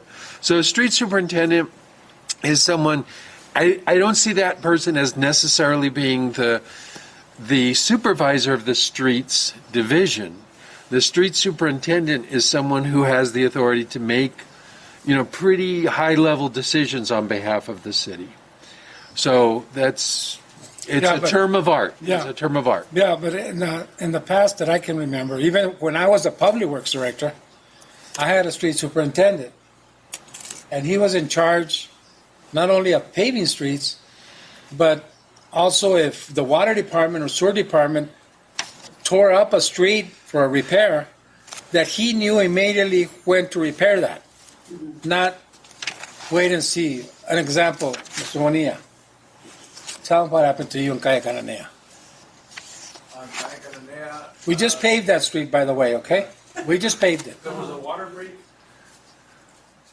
Then a week passed by, another week went by, and I asked the city manager, hey, when are you guys getting around to taking care of that? And what I found out is that there's a lack of communication between departments or department heads, I don't know. But no one really at that moment was able to give me an answer because it was, they had made the hole and it was deep. And so they had barricades around it and no one was, they weren't doing anything. It's just, they fixed the pipe See? and And that's the problem we have right now. And if you ask right now, okay, why haven't you fixed that leak? Well, I never got, nobody told me to fix it. We can't, we have to stop doing that. Because we have holes all over the city of Nogales that we have to repair. And there's got to be one person in charge of that. Uno. You're showing me 4 people there So, before you get to that. right. So in this position right here, Mayor, as I've explored the last couple of days, primarily yesterday, actually looking at other organizational charts from other cities, this title right here is typically referred to the operations manager, basically the go-to person who coordinates, the song of who's doing what, when the drums beat and everything, and perhaps the description on the job for this actual job description is probably not worded correctly, and that's just something that I'm throwing out there that maybe we can look at. Just by chance, admin service coordinator. I mean, that's not what we're envisioning. We want somebody boots on the ground, correct? To coordinate when we pave after we repair a line, and that seems to be the flaw in our whole situation, if I gather correctly. So with that said, perhaps we need to explore the qualifications or the description of that one position.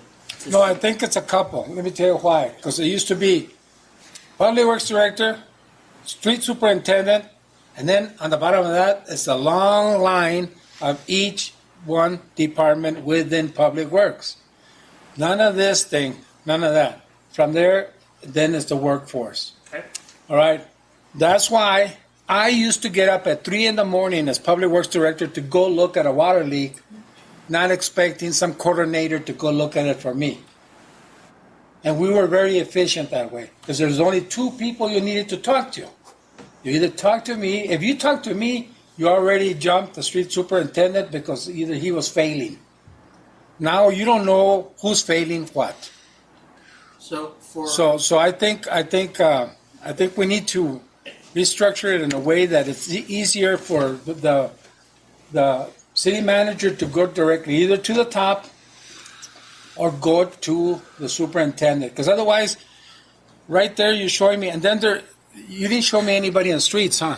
no, there 'Cause he's in the engineering. Founder engineering. Okay, if you were to put the streets right below the public works and have that person in charge of every other department there besides engineering, you would be very efficient. So just to gather this correctly, so we do have the public works director. The second tier, for lack of a better term, would be the street superintendent.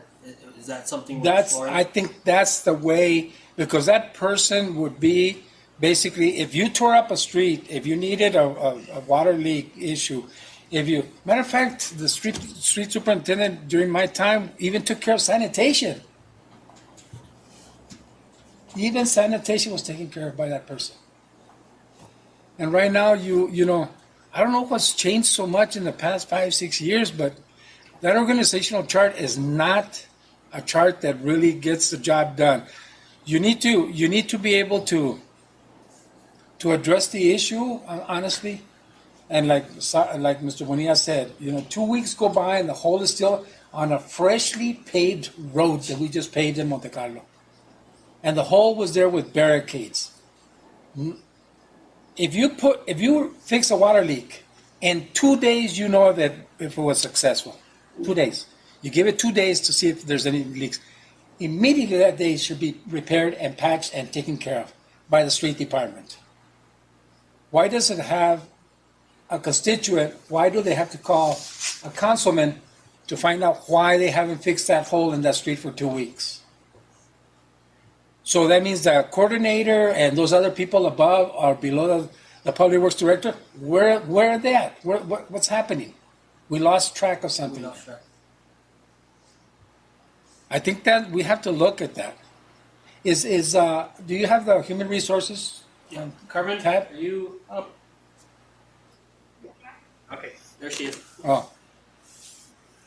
Carmen, is there any way you could have taken out the old organizational chart from maybe 8 years back or 6 years back or whatever?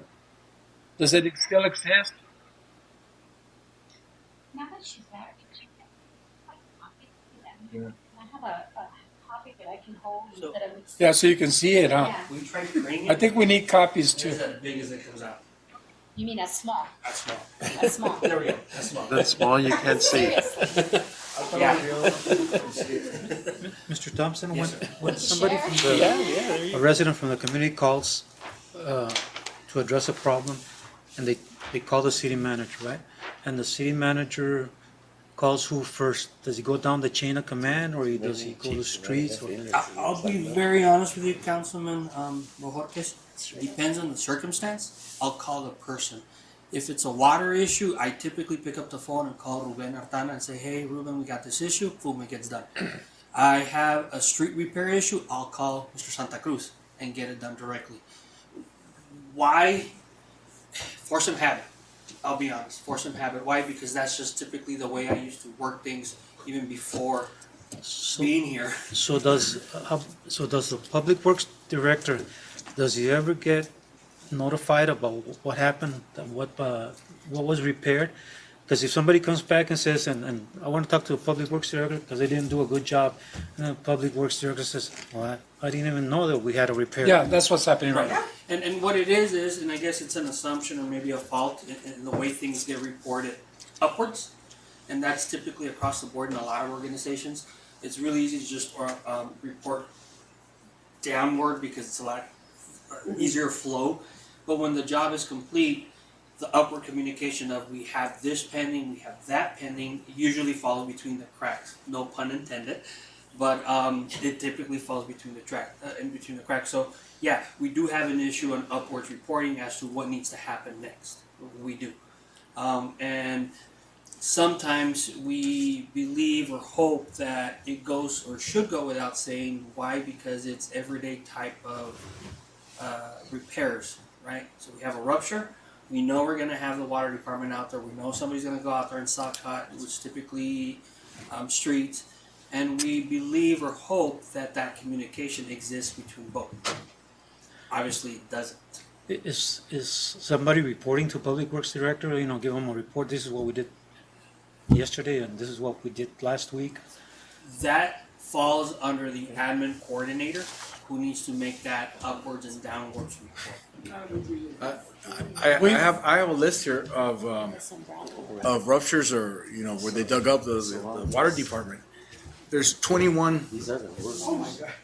Now my question is, what I'm seeing is that something's wrong here because they haven't fixed us.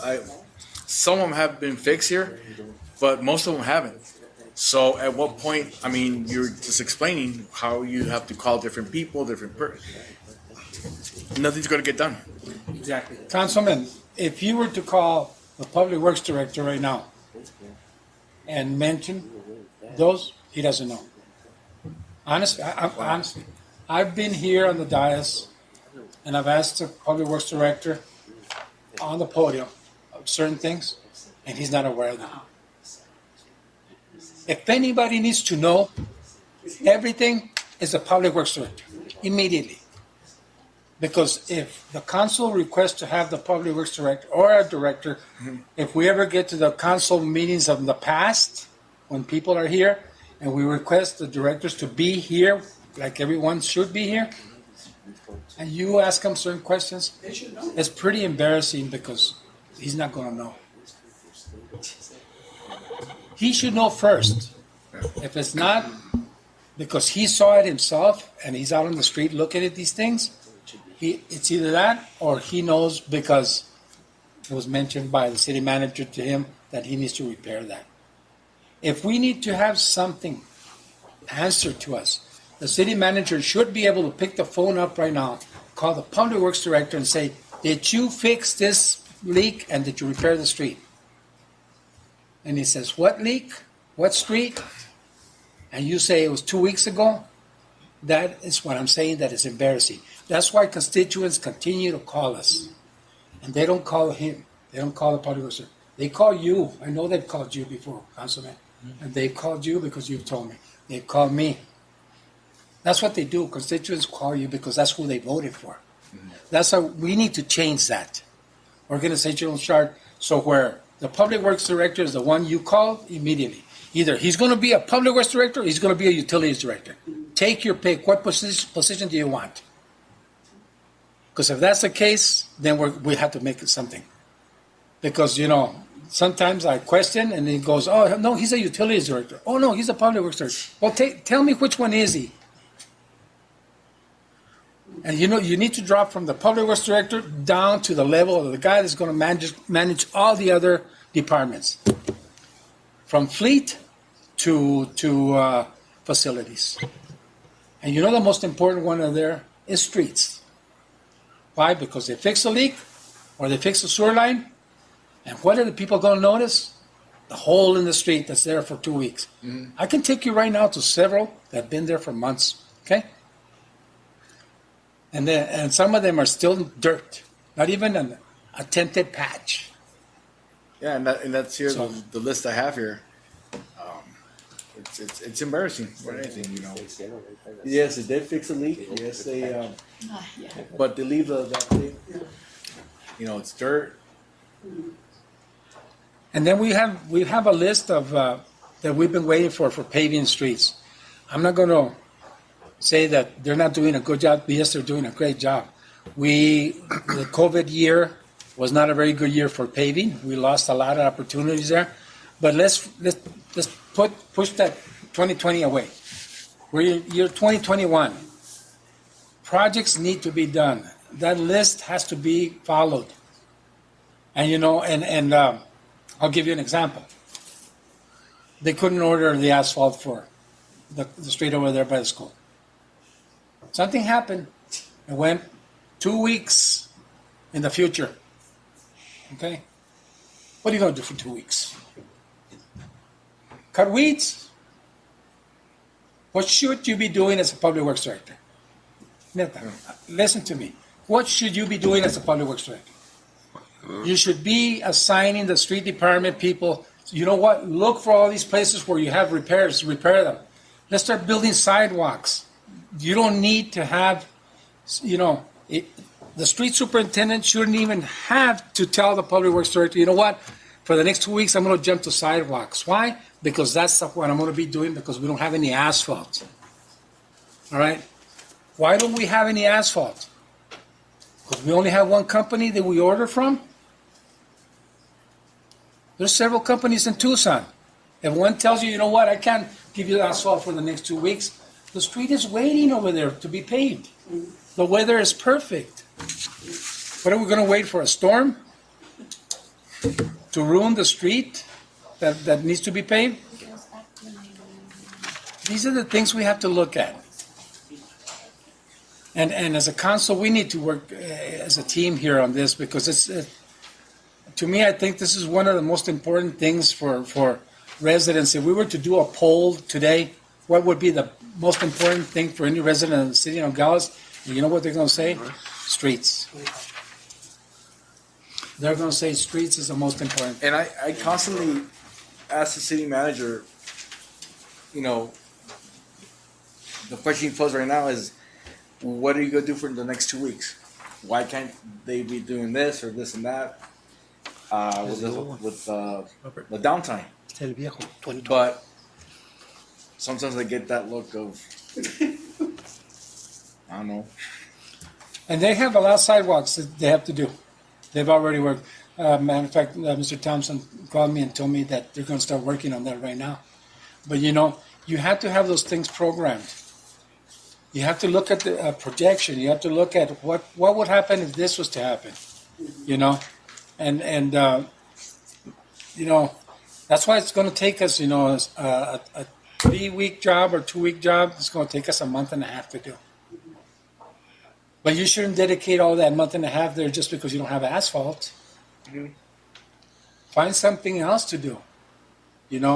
There's areas in Valle Verde that they're going to be saw cutting, preparing, but let's jump at it and we need that leadership there, Mr. Thompson. Yes, sir. Honestly, it shouldn't be you. It shouldn't be us worrying about this. Let that person that's in charge be worried about him. Yes, sir. About his department. Mr. Mayor, Mr. Thompson, you said that there's a vacant position for the Assistant Public Works Director? Yes, currently we have the Assistant Public Works Director that was vacated I have this open. sometime last year. I forget when it was, which would have been the second tier on the hierarchy here. And that one's been vacant for... So what are his duties? Does he do most of the administration for the Public Works Director, or he does the field work?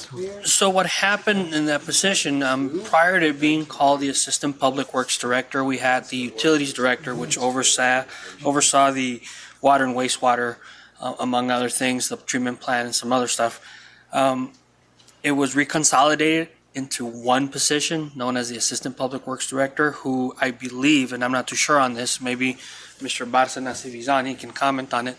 Are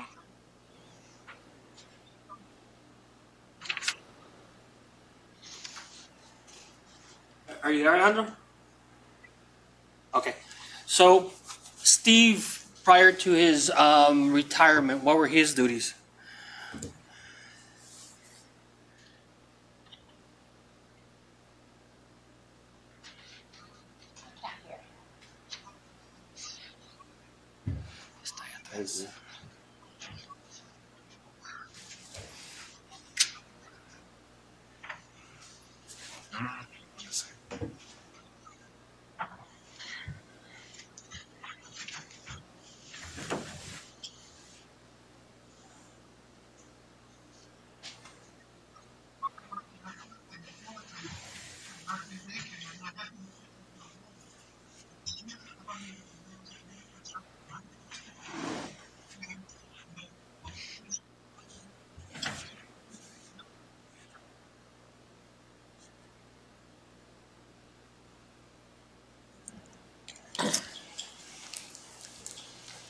I think that was Felix. Yeah, that was Felix that did that.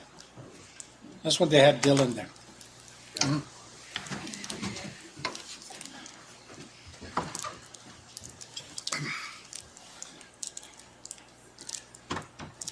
Okay, so the assistant is going to be taking the questions from the public, or do they follow the chain of command first, the Public Works Director, and then? Yes. Sure.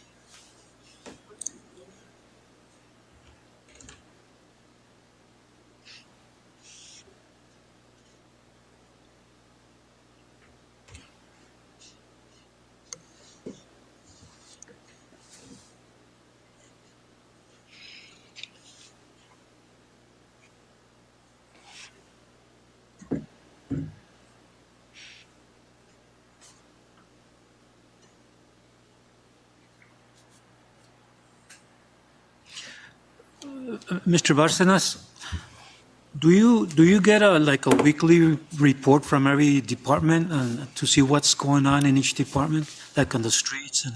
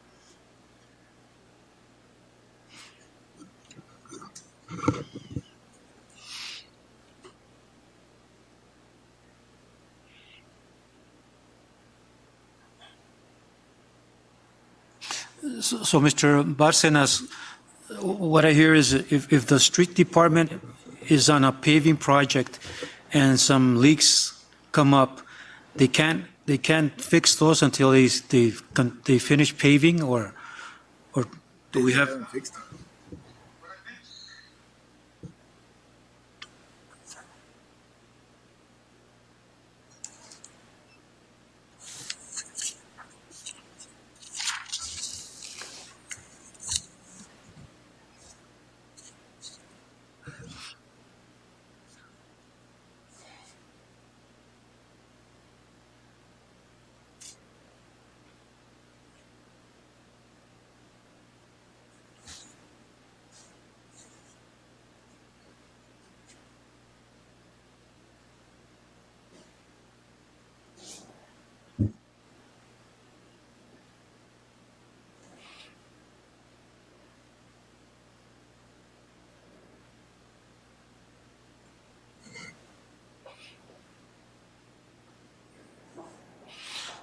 So what would you recommend in doing?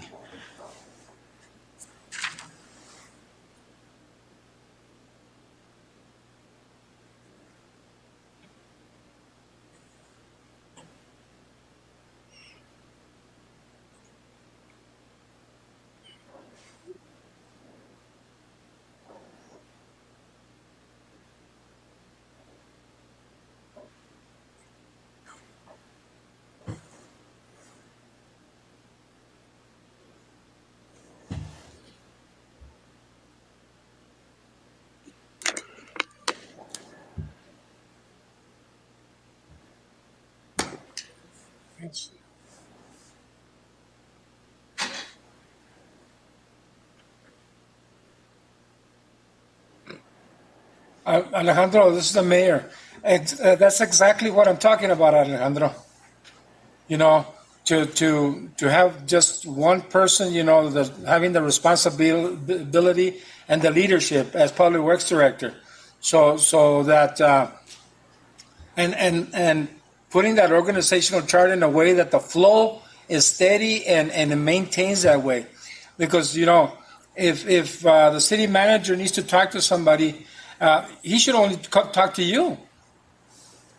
He should only talk to you and say, Alejandro, what's happening in Calle Cananea? And you should be able to say, you know what, we're going to patch that in 2 days.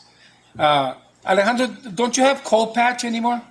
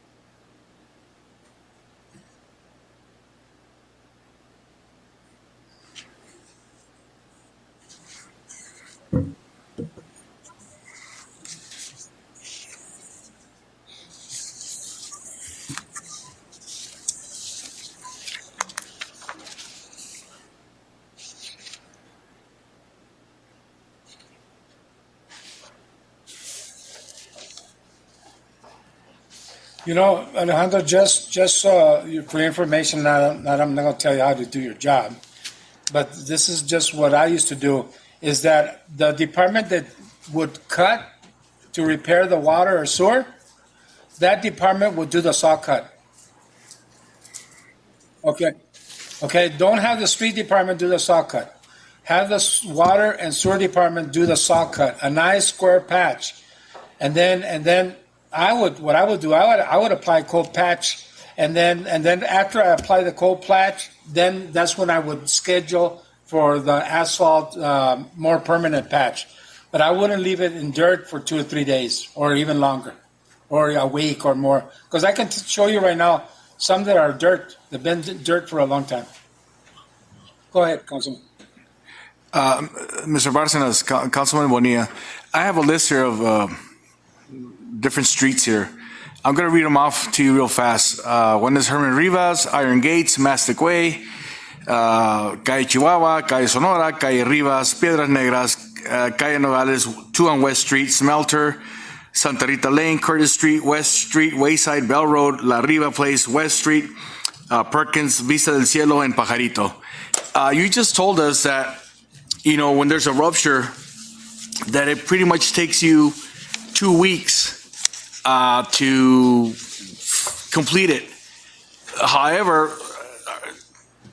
so have these current ruptures, have they happened in the past 2 weeks?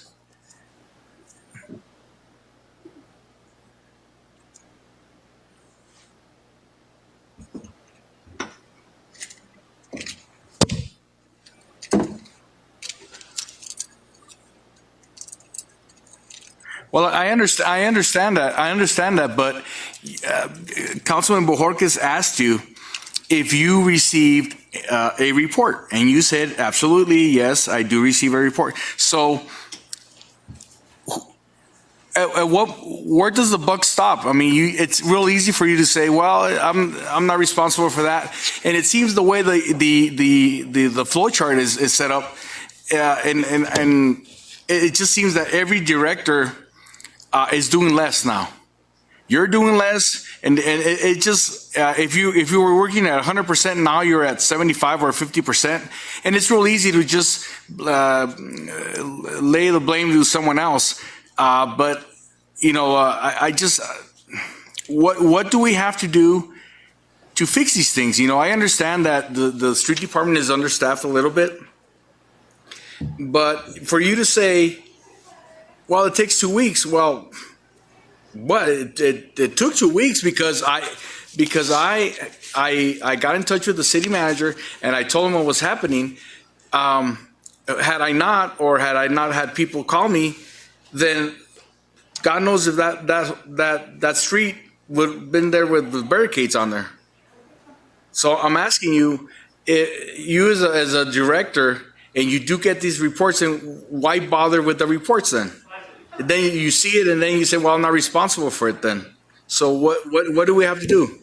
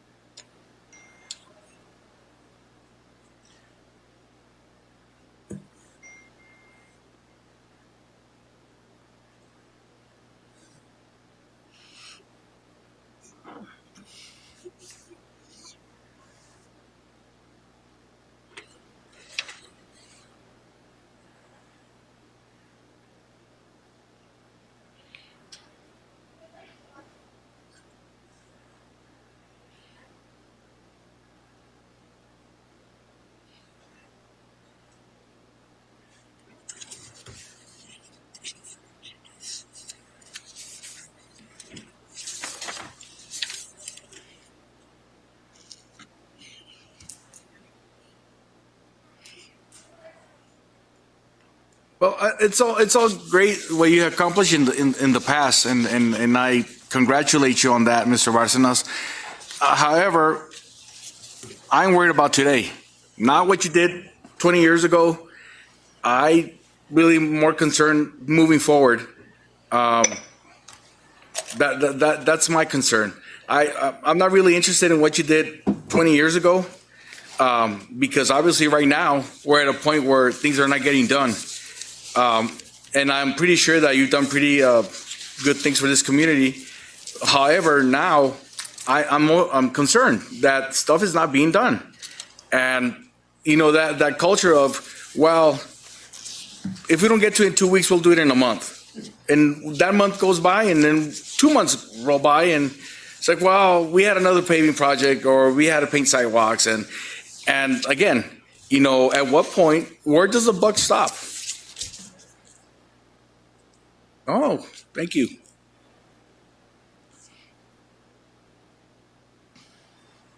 Mayor, if I may Yeah, go ahead. for a little bit here, we're having some AV issues, so if we can just take a quick 2-minute pause. I'm getting messages that for whatever reason our YouTube feed is not broadcasting as good as we want it to. Okay, So I don't know if we can have a 2-3 Yeah, go ahead. break, and I'll get IT in here really quick. go ahead. Thank you.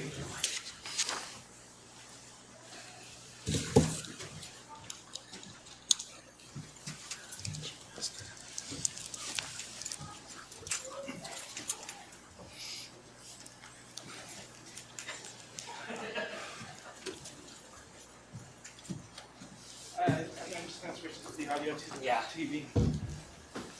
I mean, short of putting the mic up on the speaker.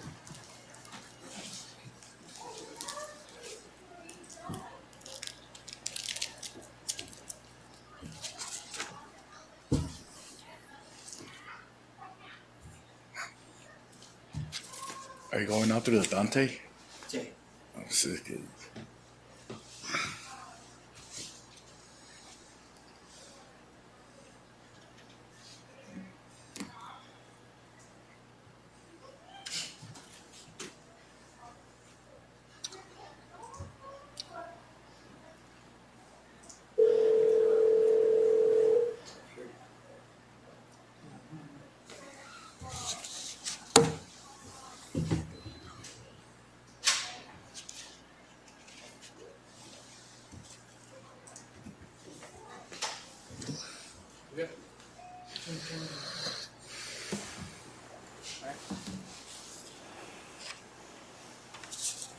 I think we'll just wait for Councilman Majorquez.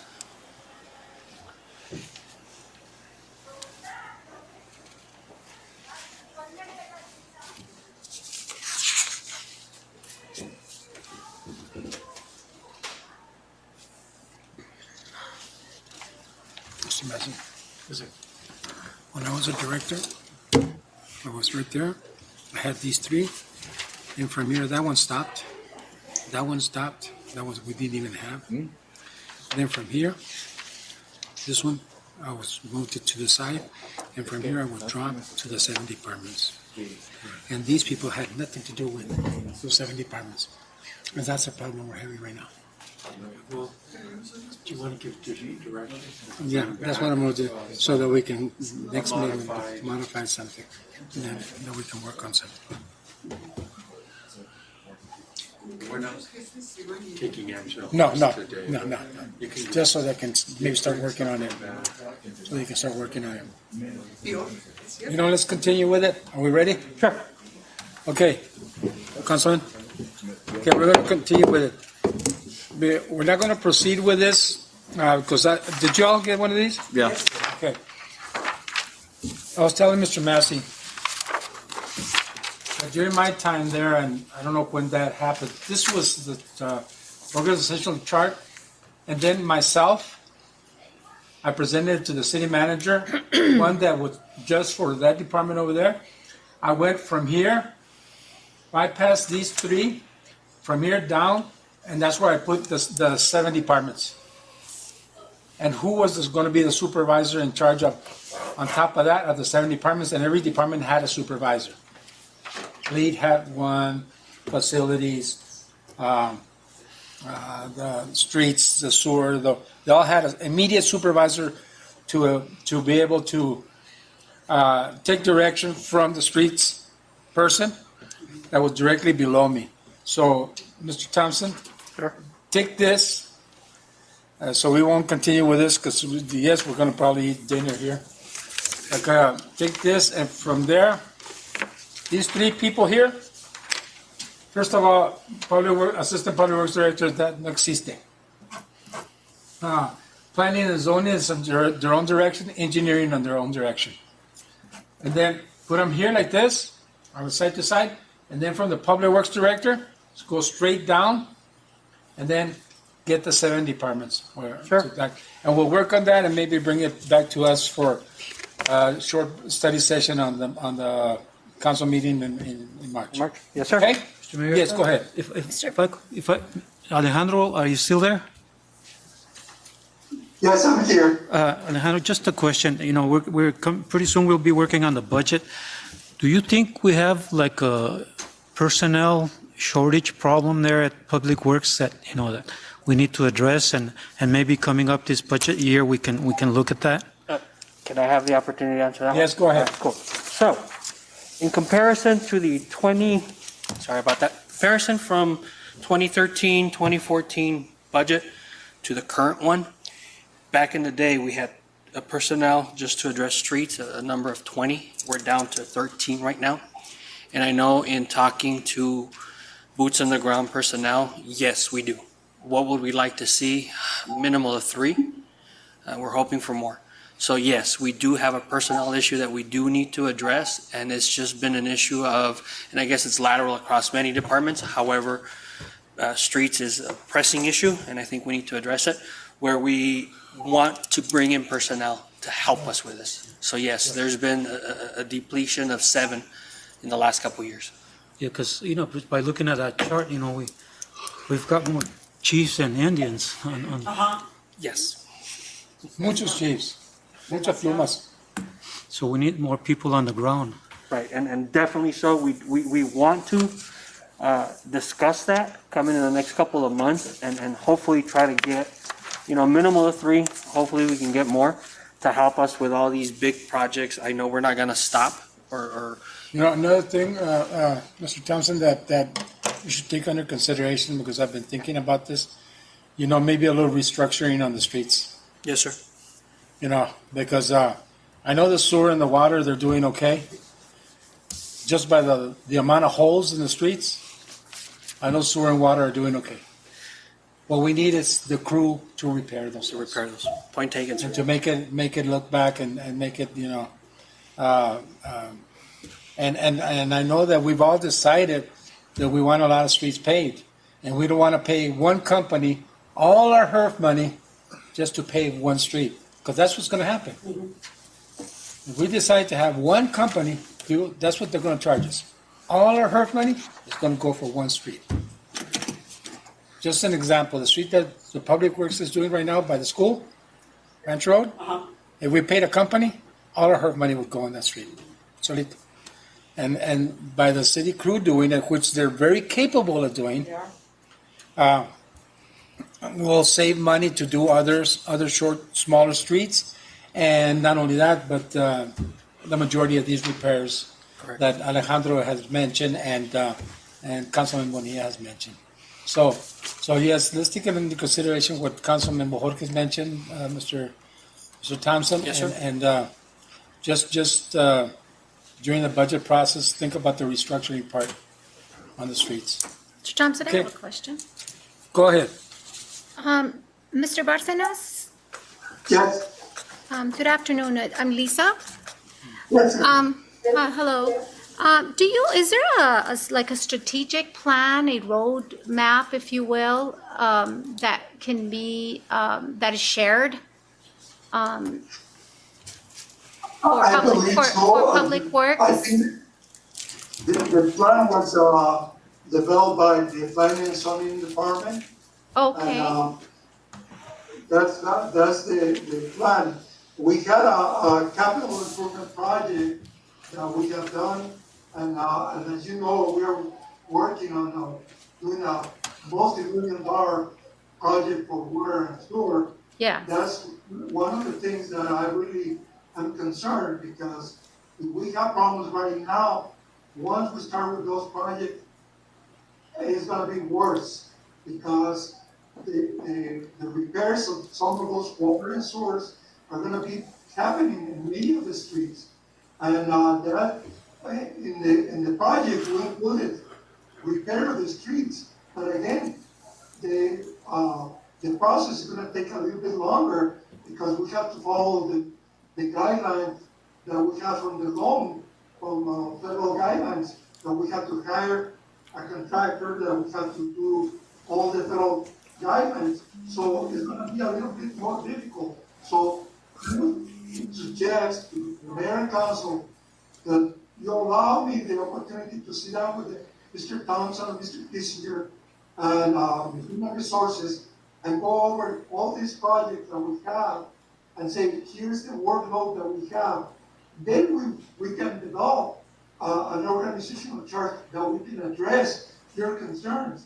And I really think that we could do that and address your issues and do a better job for everybody. okay, thank you, that's fair. Thank you. Mr. Barcenas, just on that alone, those projects that you're talking about, they're not going to be done by our crews. True? That's true. They're going to be done by contractors. And the only one that oversees that is the engineer. Is it true or not? No, I am overseeing that project. No, but when they're out in the street, the engineer, doesn't he go out to see what those crews are doing? We're gonna have a consultant to do the inspections, and we're gonna have, there's no way that we can handle 40 projects at the same time. Especially this kind of projects that we need to follow federal guidelines. We have had a couple of meetings with Mr. Kissinger, Mr. Thompson, and with Finance Department, and with the people on WIFA to make sure that we are in compliance with everything that we need to comply with. Yeah, Mr. Barcenas. I understand, Mr. Barcenas. I've been dealing with that for the past 2 years on the WIFA loans. What I'm saying is that our crews don't have anything to do with those. Our street department can be doing their own jobs somewhere else. Those jobs are going to be done by those companies that we hire. That's correct. Okay, so what are you talking about workload? Workload for who? For you and Mr. Juan Guerra? Yes. Okay, say that then. Because it sounds like you're talking that our crews, street crews, are going to have that workload. They're not going to have that workload. They don't have anything to do with it. No, what I meant to say is that the streets are not gonna be paved immediately. So they are gonna have to have a contractor to come and do the paving once they're done. But it's gonna take not a couple of weeks, it's gonna take probably a month or two. Oh yeah, I understand. That the companies, it's just like when we did Perkins and we did McNabb. It's the same thing. The paving, fixing the paving of the street and everything comes with a project of the infrastructure. That's understandable, but that has nothing to do with our street department or sewer department or water department. We have our own projects. We're going to have our own projects to do. Yes, on the construction of water and sewer, our crews are gonna have to coordinate with the contractors to keep the supplies that people need for water and sewer. So the contractor is not gonna come and be isolated and do their work and we are not gonna be around. We need to be kind of making sure that nobody gets without water or without sewer. I understand. Thank you very much, Mr. Arsenis. Okay, we're going to go to number 4 now. Discussion possible direction on employee compensation study. Mr. Thompson, what did you come up with? All right, Mayor. So the task given was, hey, give us a rough number as to what it will look like to get personnel, city employees to what we would consider the minimal of the pay grade that our compensation study gave us. And as you guys, as council recalls, or maybe the new council isn't aware, back in 2018, I believe, Yes. we hired a company or a consulting firm to come in and go out to the job market and basically say employee who does X factor for the city throughout the state or similar areas such as Nogales are compensated at this amount, right? So we got the minimal, mid, and maximum salary ranges for those. As an example, Robert Thompson is a cop. He works for the city of Nogales. He should be paid anywhere between $20,000 and $30,000, starting at 20, midpoint 25, ending or maximum point 30. I want to just bring it down to those levels so we all understand and not try to digest all the information in front of us. So that would just be an example for employee A, in this case myself. The task at hand is to figure out a number to where we can get all employees of the city of Nogales. And when I say all employees of the city of Nogales, they're the employees who are under the minimal grade that was recommended by this consulting firm. It does not mean every single employee of the city of Nogales. because I know I'm being heard right now from every single employee of the city of Nogales, and I just want to say that this is something geared towards the employees who are under the recommendation from this firm, right? Because I just got a couple text messages saying, get us a pay raise, boss, and I'm like, no, not going to happen. Doesn't work that way. So the magic number, if we look at the screen behind you or the very first page that we have in front, we would be looking at that 100% factor, first column, and we want to get to the minimal. That would impact 141 employees at a base rate of then, back in 2018, of roughly $638,000. That number changes, right? That would impact 141 employees from the city, which means the remaining 100 and, Carmen, what's our magic number? 253? 254. 254. The remaining 113 employees are at mid or maximum, Or max. all right? This only affects those employees who are under the minimal point. To get 141 employees into that that threshold, the beginning of that threshold, it would take $638,000. Now, if you look at everything to the right at that, it gives us options. If in case we can't come up with 638, we can say, hey, we'll address this by a 95% increment. That's the magic number. But now the number, as you can see, it only affects 124 employees. Why? Because we now factor those 141. Now it's not that big of an increase, which means 18, 16, whatever that number is, are in that threshold. And it keeps downgrading, and that keeps de-escalating. So the bare number to bring every single employee of the city of Nogales, those that are affected, 141 employees, would cost $638,909 in a 2018 pay scale. Yes. That changed. What is the difference? We don't know. We need to sit down and really see that. Why? Minimum wage changed a couple times. That impacted that.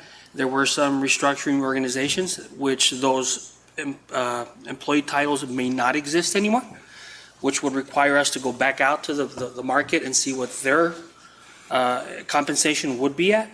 So that is just a starting number. That is just a starting number. It does not affect everybody, just 141 employees. Who are those employees? We can certainly go in there and figure out and bring those up front for everybody. But for now, I think the discussion was what would be a foundation number to start with. Could you tell us, más o menos, you're talking about Public Works, huh? Actually, no. There's a lot. Public Works is a lot. A lot of our labor force, yeah, they're in there. Clerical is in there. Parks and Library, Recreation? Parks and Recs are in there. So there's a lot of people. 141 people is a lot. Where we're comfortable saying that we have personnel that are at the mid or perhaps above, higher, are typically our administrators. Not all of them, but some of them, most of them for that part. I can say this, that, and I know I'm going to get a lot of bad messages in a little bit. Police personnel are compensated at above the minimal and perhaps the majority in the mid-range. And the Fire Department? Fire Department on paper shows something different. It shows that they're undercompensated. However, what wasn't taken into consideration are fringe benefits, union benefits. When you factor those in, because it is compensation, flat out it is compensation, they're well beyond the mid, perhaps even into the max point. Yeah. So that, depending if we're going to be absent of the fringe benefits, below, with fringe benefits, very well. Yeah. Yeah, because I think we do, members of the council, we do need to discuss this seriously, honestly. And Mayor, No. we do have a list, we do have a list of all those employees. I just didn't think it would be the right No. opportunity to bring them out. No, unless we decide to put in a agenda item as a council, not a study session. This is good. I'm glad you brought this up like this, but just members of the council, if you're going to take this into consideration, even a little bit of thought about it, 638,000. And I myself, I wouldn't go below that, Mr. Thompson. Right. I would say 100%, because that's barely going to get them to there. Exactly. And it's been years, as soon as you get somebody to the midpoint, and then you decide to do another compensation study, they're going to be down in the low point. We've had, since the 10% raise I gave across the board, not across the board, actually everybody under 38,000 got 10% back in, I want to say 2016 or something like that. There's been only one raise done last administration. I think you can remember that, Mr. What was it? Do you remember 7%? What was it? It was during the administration of Glenn Doyle. 7%. 7%. But that doesn't mean you get to the midpoint. No. That means that's across the board. So when you give somebody 7%, the other one goes higher, the other one stays. You need to get, that's why the compensation classification study was made. So you can get people where they should be paid, compatible to other communities, kind of like Nogales. And we're still very low, very low. Mayor, if I may add, and when we do a blanket percentage across the board for everybody, those that are above the pay grade will still be above. Yeah. So compensation study would really, it doesn't help, or a blanket doesn't help in comparison to the study. You need to have that step midpoint, low, mid. Correct. High, yeah. And it's something to keep in mind, because I asked to put that in the budget for the reason, the study session is because of the budget, I still don't know if we can be capable of doing that. But one thing I can tell you right now, $638,000 doesn't have to come out directly out of the general fund or the contingency fund. We can find ways of reducing other things to be able to compensate, and instead of it being 638,000, maybe only 300,000, and the other one is, I don't know if you remember back when I was director, they used to tell us, I want you to reduce your budget this year by 10%. Yeah. And we had to do it. If we brought that budget, when I used to bring back the budget from the Public Works, and it wasn't 10%, believe me, they were going to do it for me. And it's better for the director to do it himself than to have it done by somebody else to be able to compensate. And Mayor, and I know we've done it, we have two departments who have done it recently, where they were able to absorb those increases after restructuring or reorganization. 100%, and the other one pretty close to it, where we didn't have to take money from contingency or from another pot to offset that. So I know it can be done. It can be done. Sometimes, there's equipment you need to buy. We'll be looking at the budget very closely, believe me, to be able to say, what can we reduce? 10,000 here, 15 there, 50,000 here, whatever. In certain places can give you an amount. We need to help our employees. Correct. We need to let's think about our employees. And this $15 thing from the federal government, I don't think it's going to happen. And if it does happen, it's I don't know how it's going to work. But actually, they talk about raising the minimum at $15. And President Biden came out yesterday and says, we'll start at 12 for the next 5 years. It's not going to be that easy. Because once you do that, you're going to hurt other businesses, and they're going to start laying people off because they can't afford to pay $15, or either turn into a full bunch of part-timers. That's what happens with organizations. You can't afford $15. Maybe the federal government can afford to pay $15, and not even municipalities can afford that straight out. Yes. Comment? Just a comment, Mayor. Just like Mr. Thompson also mentioned is, if the fire and the police, if you inquire all their full pay, they fall above already. Right. Okay. Or at least midpoint. Or at least midpoint. So that you're looking at already more or less 67 out of the 141. So the 141 does not 100% entail police and fire. There may be a portion of them, and yeah, you got 35 fire and 32 police under the 141. Which table are you looking at? The last one. The last one? Okay, so you went where I wanted you to go. Yeah, so if we look at the very last page, the one with maroon headers, or the outlines, I should say, table 5, you look at police and we want to get to the midpoint, or I'm sorry, to the minimal. We are looking at 32, correct? Is that including the full pay and everything? No, this is absent of those benefits, exactly. And just to point it out, so police gets uniform allowance, I believe, is the only thing. There is no other form of monetary compensations in comparison to other areas. So that would be, and I don't even know, Mr. Bessie, would that even be Stone Garden? compensation, or would that be? Yeah, that's compensation. So yeah, that would, I mean, you're looking at another $200 a year that you can shave off of this per person, if it affects a police officer. These 32 individuals could potentially be dispatchers who may not receive the benefit, could be our records clerks who do not receive the benefits, evidence, parking control, et cetera, et cetera. So without going in there specifically and seeing how many or who those 32 individuals are, I'm just gonna say we're gonna have to go with this number because that little benefit could put those up. But you're What absolutely about right. on the fire that you said, So the fire, if we look at fire, it's a total of 47. It's safe to say because they don't really have a lot of support staff like police does. They're basically all full-blown sworn firefighters. And that's from the chief all the way down.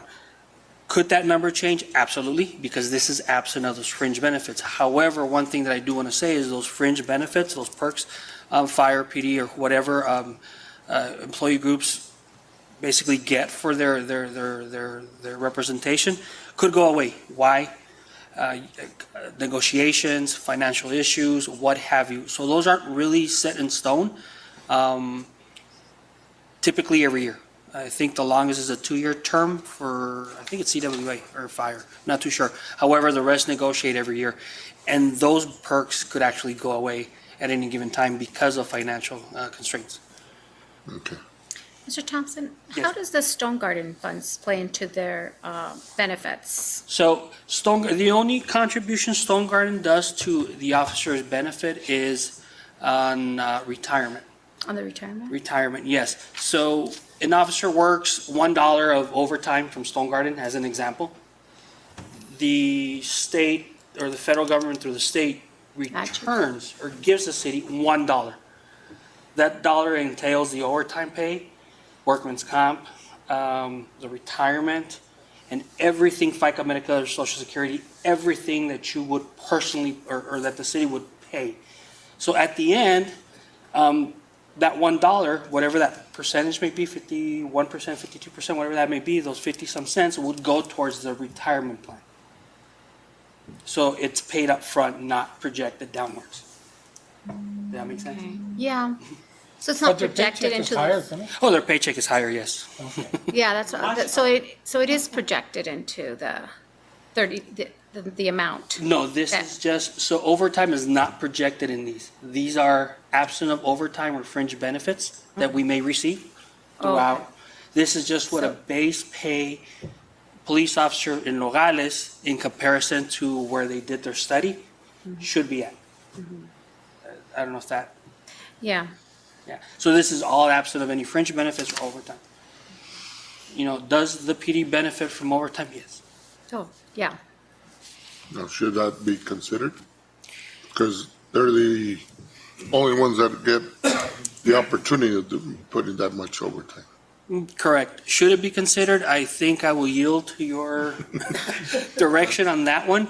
I can just say this, the grants come in, and I'm not up here to bat for the PD in any way, shape, or form, but I will say this, that when those grants come in, and you're welcome, guys, 100% of the use of that overtime is in Nogales. It doesn't move out of Nogales. In other words, if we are afforded 5 police officers to be out on the field under Stone Garden funds, they're working for the community of Nogales. They're here, right? Uniform, they're Todo, everything. todo. So that's something that we have to look at as well. But again, I yield to your direction on how we want to work those numbers in, because if that's the case, then this compensation study probably isn't as good as what we wanted it to be. It really isn't, because now we have other driving factors behind it. Those fringe benefits, those overtime pays, and all that stuff. So I don't know if that was purposely done that way or not. You know, and that's what I question about the compensation study. Never have a consultant do a compensation study unless you have money in the bank. Don't ever do that. Because what we did in 2018, I did a compensation study with no intentions of giving anybody a raise, just to see where we stand. These things change by the year. Okay? Do one this year, Robert, and it's going to be totally different. Va a costar más. How much did the compensation study cost? We are at 30,000, Carmen, I believe. I don't know if she's Yes, 30,000. See, it cost $30,000 to tell us that this. Okay, so this is what I'm saying. You know, and the problem with the city, as long as I've been with the city as an employee and as an elected official, we've never taken action on our employees the way we should have done it from day one. Administrations went 8 years, 10 years without even addressing one penny towards employees in the city. And that's where you screw up. It happens. So when you sometimes you it looks like you're helping one department more than the other, but it's because the way they're structured. So you know, we have to finally get. I wish everybody could be at the midpoint, but you saw what it would cost to get to the midpoint. And that's equalizing everybody. Equalizing everybody. That's all it is. We're just It doesn't equalizing. mean that's going to get fixed. Right. When you equalize everybody, it doesn't get fixed. We just met the threshold. That's all we're doing. That's it. So, Mr. reason I put it in there so you can. Yes, go ahead. So, Mr. Thompson, when you came up with this number, 638,909, that's just the base pay. That doesn't include any ERAs, because everything else is going to go up a little bit too, right? Exactly. So that's the caveat to all this. So you got to throw that 50 some. What's the percentage, Carmen, for employees? I know there's two of them. It's about 40% for EREs. So throw that number in there. Added to the And 638. remember, just Mayor, if I may, this number is based off of the study, like Mr. Thompson said, in 2018. Yes. Currently, we have 257 employees, and, you know, so that number is probably very different Yes. now. Yes, I understand, Carmen. So, okay? So we'll do our best come budget time to see how much we can find. Make sure that Pat looks at this very carefully. Pat doesn't want to look at it. No, I'm just kidding. Make sure she looks at it very carefully. Right. So, I Because guess, if anybody can tell us how to reach that magic number of 600,000, Cheers. it would be Pat. and my understanding, Mayor, is that all departments would have to do some sort of operational sacrifice Yeah. in equipment to meet this. As you stated, our employees are our biggest assets, and we need to look out for them. And I think this is a good footprint to move forward. However, reaching that 640 goal, or what's the new number, Councilman Bojorquez? 638,909, Plus the 40? 255,000. So Is those, it big and beautiful? so those seven, that It's a quarter of huge, a, beautiful number. the $250,000 is what we need to look at to get that. And that may entail some sacrificing in equipment. Excuse me, how much did training. you say? It's about $250,000. It's the oh no, Oh, it's 850. Yes. Yes. $750,000. It's almost 30. Wow. Yeah. Yes. Anyways, wow. So yeah, it would entail a lot of the directors to sit down, as you eloquently put it out there, Mayor, to have them trim a little bit of that fat, if there's any fat to trim, because I know some departments may not have capital projects or capital equipment purchases where they're just flat out payroll, and that's where we would probably reach into the bigger pot to offset their deficiency, I guess, to reach this goal. But that's, Sometimes it's better to work with old equipment and be able to hire 3 personnel to complete the job than to try to buy a $400,000 equipment, unless, at least for a year. at least for a year. Unless you can get the feds to pay for it. Oh, boy, that'd be nice. Oh, yeah. All right. I think that that we can do it, you know, we get well organized and we look at each department and their budgets, and above all, no cutting on employees, you know, no laying off Nothing employees. like that. Yeah, but I think we can achieve that, you know, if we look at the budget real close and we can get some cuts where we need them, okay? Exactly. And I know Pat's looking into that already. In fact, she's already talking about preparing for budget. So once she's got the plan laid out, we'll certainly come back to council and say, this is how we want to proceed doing this. Does council agree? And hopefully it's a yes, and then we move straight into budget. In fact, she's got a nice seminar coming up that I plan to attend in the next couple of days, virtually. So that at least allow us to see how she's thinking. Yeah, Good. When are we I gonna just have start on one- the budget? Next month? we should be starting on budget next month. Next month. Let's not do it like we did last time that we're talking about it in May. No, we're doing it next month. Even if it takes a little longer to complete, at least we have time. All right, let's go to number 5. Yeah, I just have one question. Now, go ahead. Yeah, on the compensation study, did it take a look? I know it could vary. It has many different avenues that it can take. But did the compensation study look at like the job responsibilities in comparison to the last time the judge, presented, you know, she was trying to compare some positions to other positions within the city structure? Right. Did this compensation study take a look at it? Because from what I understand is like, you know, certain positions, clerical positions are paid at a certain amount, and then somebody comes into that department relatively new with very little experience, and they get paid the same, at the same level as a person that's been there for years. Did that compensation study mention any of that, or did it get included? So it was included. It was in comparison from different municipalities of our location, size, revenue stream, Yeah. for the most part. Uh-huh. And yes, so, and I'll go back to where I'm comfortable with, right? So being a cop. So entry-level police officer doing patrol work was looked at throughout the market that this company looked at and said, hey, this is the, for lack of a better term, the value of that position. Yeah. Same thing for sergeants, whether it was a patrol sergeant versus a narcotic sergeant, but all the way up to the chief of police. So it is the same throughout the spectrum with all employees. So we did compare employee A who does clerical work at whatever department with employee A from the market they looked at and doing the same duties.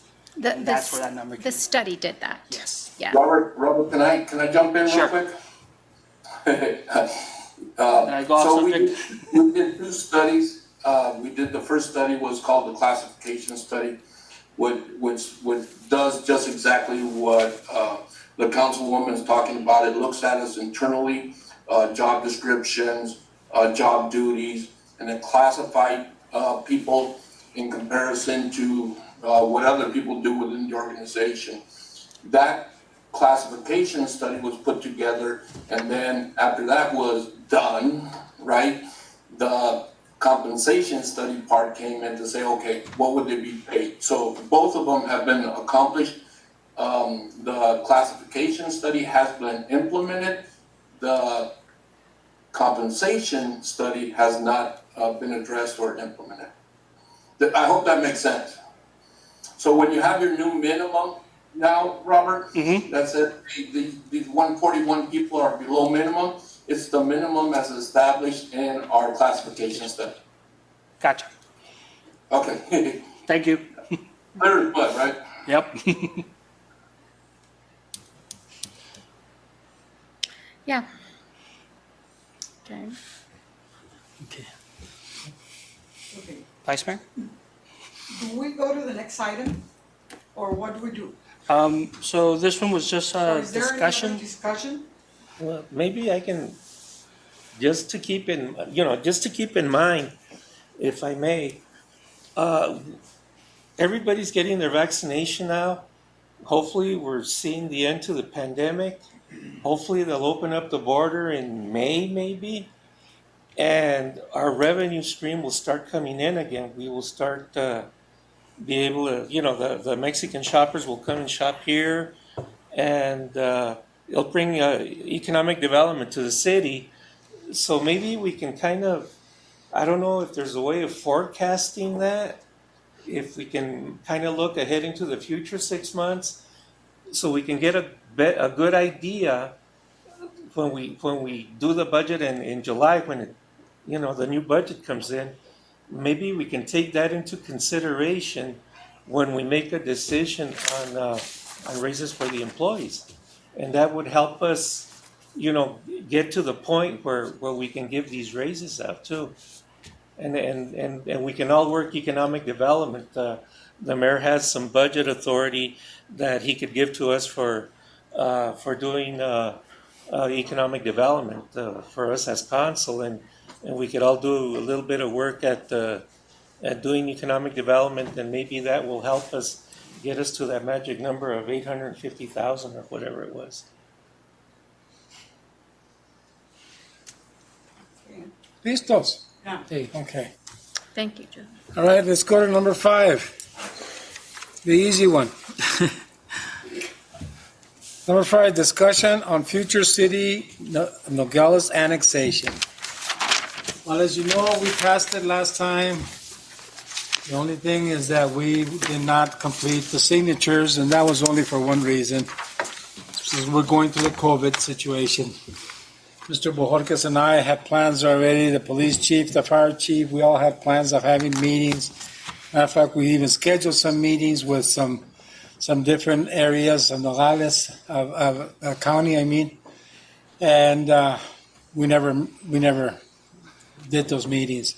So I strongly believe, and I still believe, that annexation is probably one of the best things for us in the future of economic development. And I know there's people that will disagree because they'll say, what are you going to get out of it?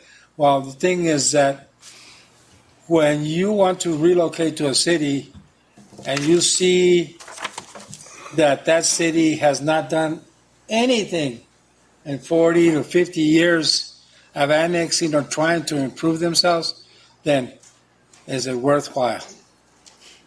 Okay, we need to show that we want to grow, that we want to be able to have opportunities not only for businesses but also for residential areas. And maybe one of the mistakes probably that we did the first time we tried to annex it, in my previous administration, which it should have been done because I did it on my last year, should have been done with the last administration, but they didn't care for it, is that we should have gone phase 1, phase 2, and phase 3 at the same time. We talked about that, Mr. Diaz and I.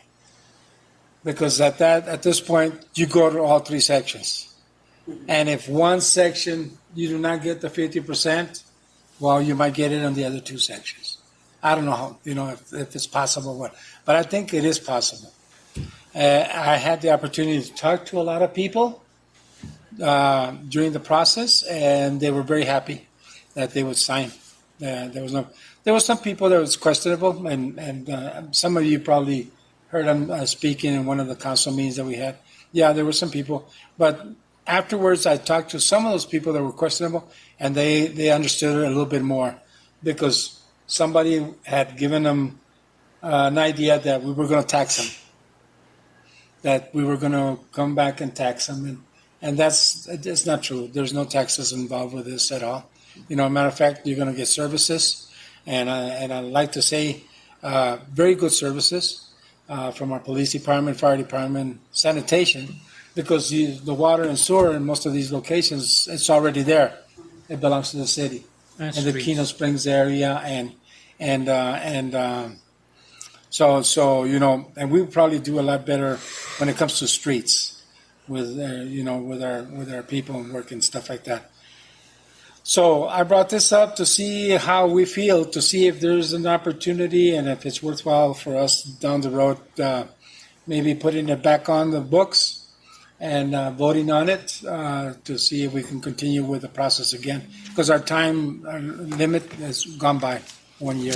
It was in December, Mr. Massey, when we lost it. That's correct. December. So we weren't able, by December, we had to have gotten the 50% plus one on the signatures of the property. So when is the next, Well, we can start again in March.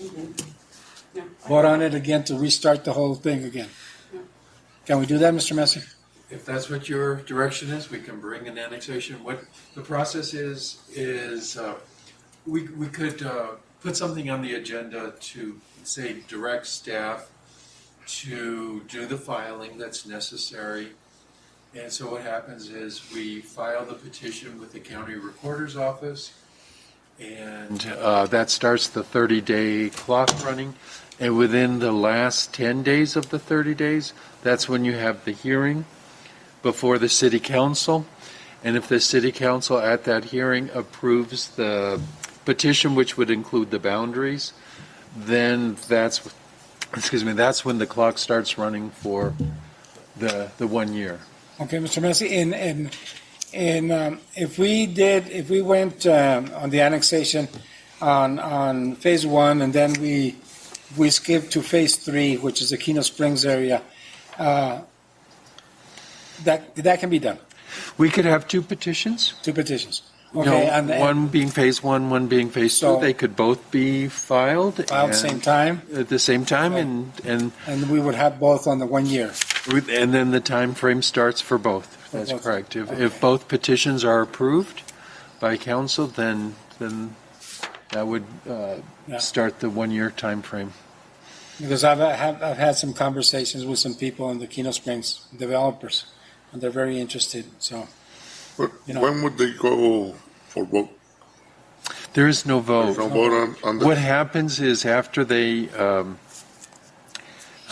get the 50% minimum of the petitions to be signed within the annexation area, then the city council has to do two things at that point. First, you have to adopt a service plan, how we're going to provide city services to the area, and then after you adopt the service plan, then you can adopt the actual ordinance of annexation. And so it's not official, even after you get the 50% of the vote, it's not official until city council actually adopts an ordinance to annex the area. And that was a conversation with a previous council member who approved the petition, but then he said, but I'm going to reserve whether I actually vote for the annexation depending upon how the service plan looks. Where are we going to get the money for? How much extra dollars will it cost to extend, fire, police, sanitation, things like that in the area? So, But don't always think what it's going to cost you. How much money will you be receiving too? Okay? You receive money because of per capita, right, state shared revenue. state share revenues. Mm-hmm. So if you bring in 2,000 people, that's a good chunk of money for the city. Yeah, Okay, I so- have a question. Yes. Well, first of all, I'm 100% in favor of this annexation. Okay. I think we need to grow. I mean, how can we stay the way we are? It's Yeah. impossible. My other question, how much input are we getting from other organizations, say the Chamber of Commerce, the Port Authority? What kind of help are we getting from them? None. Oh, they're not? They're not helping at all? Nah. They didn't help the first time in my first administration, and they had no intentions of helping a year ago either. So So according to them, it's not going to be a benefit to them, or? I don't know. I don't know, but they haven't. I've spoken to some of them with no interest. Oh. Okay, so let's not depend on anybody from the Port Authority or the Chamber or anything because they haven't come forward or even thought about how important this would be. You know, I think about it, you know, when I was in high school, when they made the decision to extend to Monte Carlo and get Mariposa Road, at the time when there was nothing there but cattle. And the council at the time made that decision, and nobody opposed it. And look what we have now. That's where our sales tax are at. That's where Mariposa at. That's where the port of entry is at. When they did Nogales West, nobody thought about those things. And then after that, they jumped over to Vista del Cielo, Valle Verde, and all that. And what was over there? Nothing but houses. And nobody said anything about that. Where are we going to get money to do this? We have it now. We inherited all those roads up in Vista del Cielo with a very, very poor water system, but it's ours. But our forefathers at the time, our council back then, 20, 30, 40 years ago, made that decision. And you have to make those decisions as a council, as a city. We have to grow. Come on, let's, yes, go ahead, Councilor. Mr. Mayor, and now more than ever, because, now that they built that overpass, a lot of that traffic is going to go straight to Tucson. They're not even going to stop in Nogales. So we have to grow north so we can, set up some businesses there. It's going to be crucial because, Nogales is going to it's going to be left behind. We're going to get landlocked by Rio Rico. Yeah. Another thing, the developer in the Quino Springs area, there's a great future on that. They even have plans of renaming. Remember, it used to be called the Yerba Buena? Well, they plan to bringing that back and improving the golf course, the pro shop, probably even the future hotel. And over 350 lots are going to be sold. 350 lots of people that could probably come from the outside to live here. Where are they going to do their shopping? In Nogales. Who are they going to pay the building permits to? Nogales, not the county. So we have to think of those things. Let's look at the future, man. Let's have vision on this. The city limits right now, we have no land to Ya build. se acabó. That's it. We have to work on it. It's going to have to be a team effort, especially to get those signatures. Look at how Sahuarita has grown and prospered. They annexed a couple of years ago. Yeah. So they're coming south too. So They haven't taken the casino because it belongs to the Indians. I know. Otherwise, it would be theirs already. It's part of the reservation. You can't annex a reservation, but they would have taken that already. And they're going to be stopped right there in Green Valley. But Green Valley is not incorporated, okay? They might annex Green Valley. Maybe. Sahuarita is a township. Green Valley is not incorporated. Good thing Green Valley stops at the Santa Cruz County line. Yeah. So we have to think of this, and that's the reason I put it on there, because I will be putting it on an agenda item. And we have to do it soon. Another thing. Yes, excuse me, Mr. Yes, another thing. It takes 100 days for us to get the signatures. Okay. It doesn't mean a year. It takes a year to get the signatures. It doesn't mean that we wait a year. If you get the signatures in a month, 50% plus one, we initiate the next phase. The end is we don't have to wait till 2022. You can initiate it as soon as you get to that second phase, and then because it goes in steps. So it's going to be kind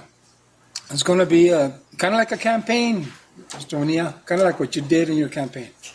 It's going to be kind of like that when you knocked on doors and you got your votes. That's what you do with annexation, and that's the reason we did not fail last year.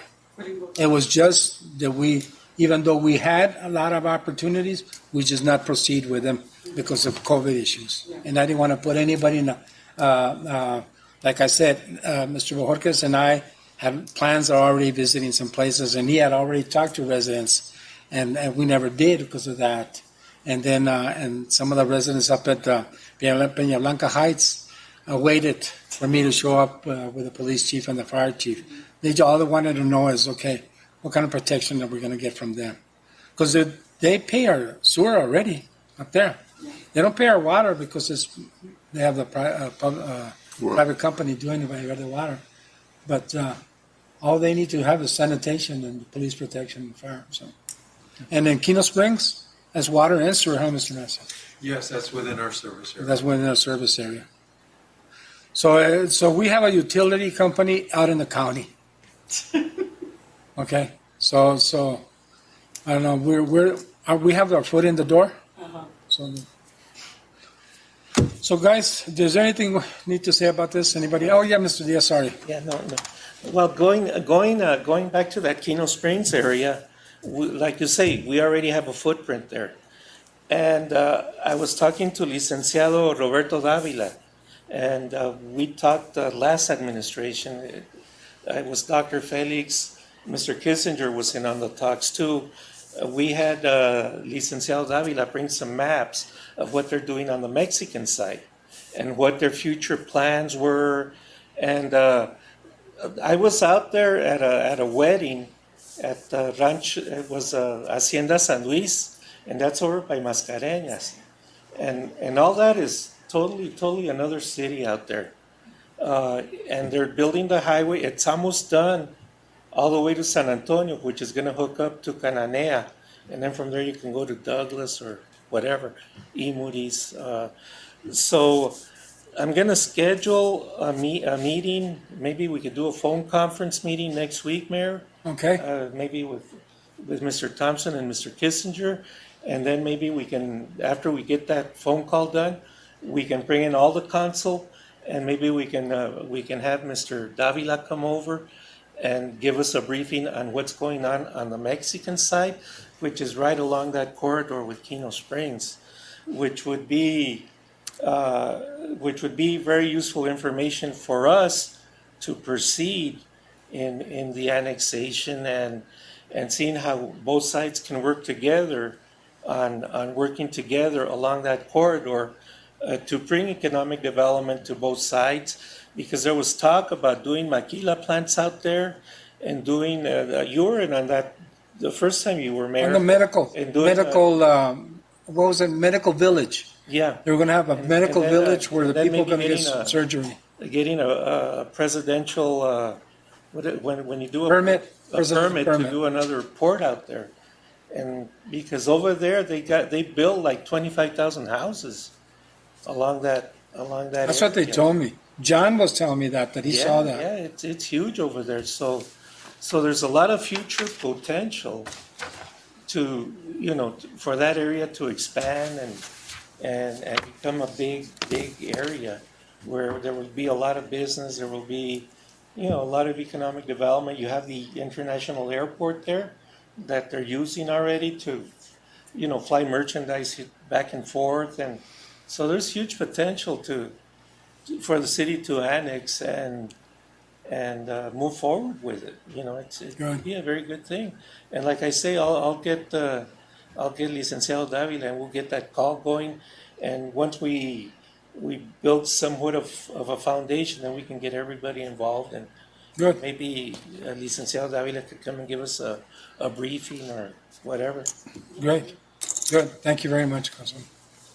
Is there anybody else before we move on to adjournment? Don't forget them. Oh yeah. You got the concept of the drawing of the monument for entry to Nogales.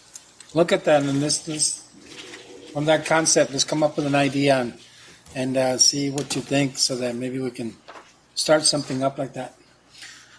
Mayor, before we adjourned, I don't know if it's not on the agenda, but No. do we have anything on the IBWC director? Oh, she's gone. I mean, but have they selected somebody? No, not that I know of. Not yet. haven't heard. I haven't heard. Have you heard anything, Mr. Thompson? ear to the ground. No. No. Yeah. Because we need to, that negotiation, we cannot let it go. And we gotta continue on that way. And just for your information, pretty soon, I'm working on a couple, 3 letters for the Biden administration for the concertina wire. So I'm gonna be sending, see if they're up to helping us out. So, you know how the federal government is. Yep. Yes. We talked to Mr. Humphrey or anything? Is there any plans on going back to the previous 6 to 10 hours on the I don't know, Mariposa change? I haven't at all. Have you, Mr. Townsend? No, we can certainly reach out and see what they have to say on it. Because I've seen a lot of more traders staying back because they're not able to cross at night in return. I'll reach out to them, see what they have. And, you know, we're still getting those 2-3 hour border crossing waits. How long is it taking? Oh, 2-3 hours. 3 hours. Well, I'm glad I don't go out. On this, on one of the drawings or not? Not today, we can't do it tonight. We can't vote on anything. No? Estudialos. Oh, Yeah, we'll bring it for the council meeting, okay? Can I make a suggestion on the verbiage, if you will? I think it says a great little place to be. Maybe perhaps just my suggestion, I talked to Joe about it, maybe perhaps it could say gateway to Mexico. It's a little bit more general. So just throwing that in, for whatever it's worth. A little bit more We'll punch there. have to vote on it when it's on the. Yeah, I know. I just something, food for thought. That's been our slogan for 15 years, 20 years. I know that. Yeah, Yeah. okay? All right, then. Means adjourned. thank you. Thank you. Doesn't matter. As long as it says Nogales.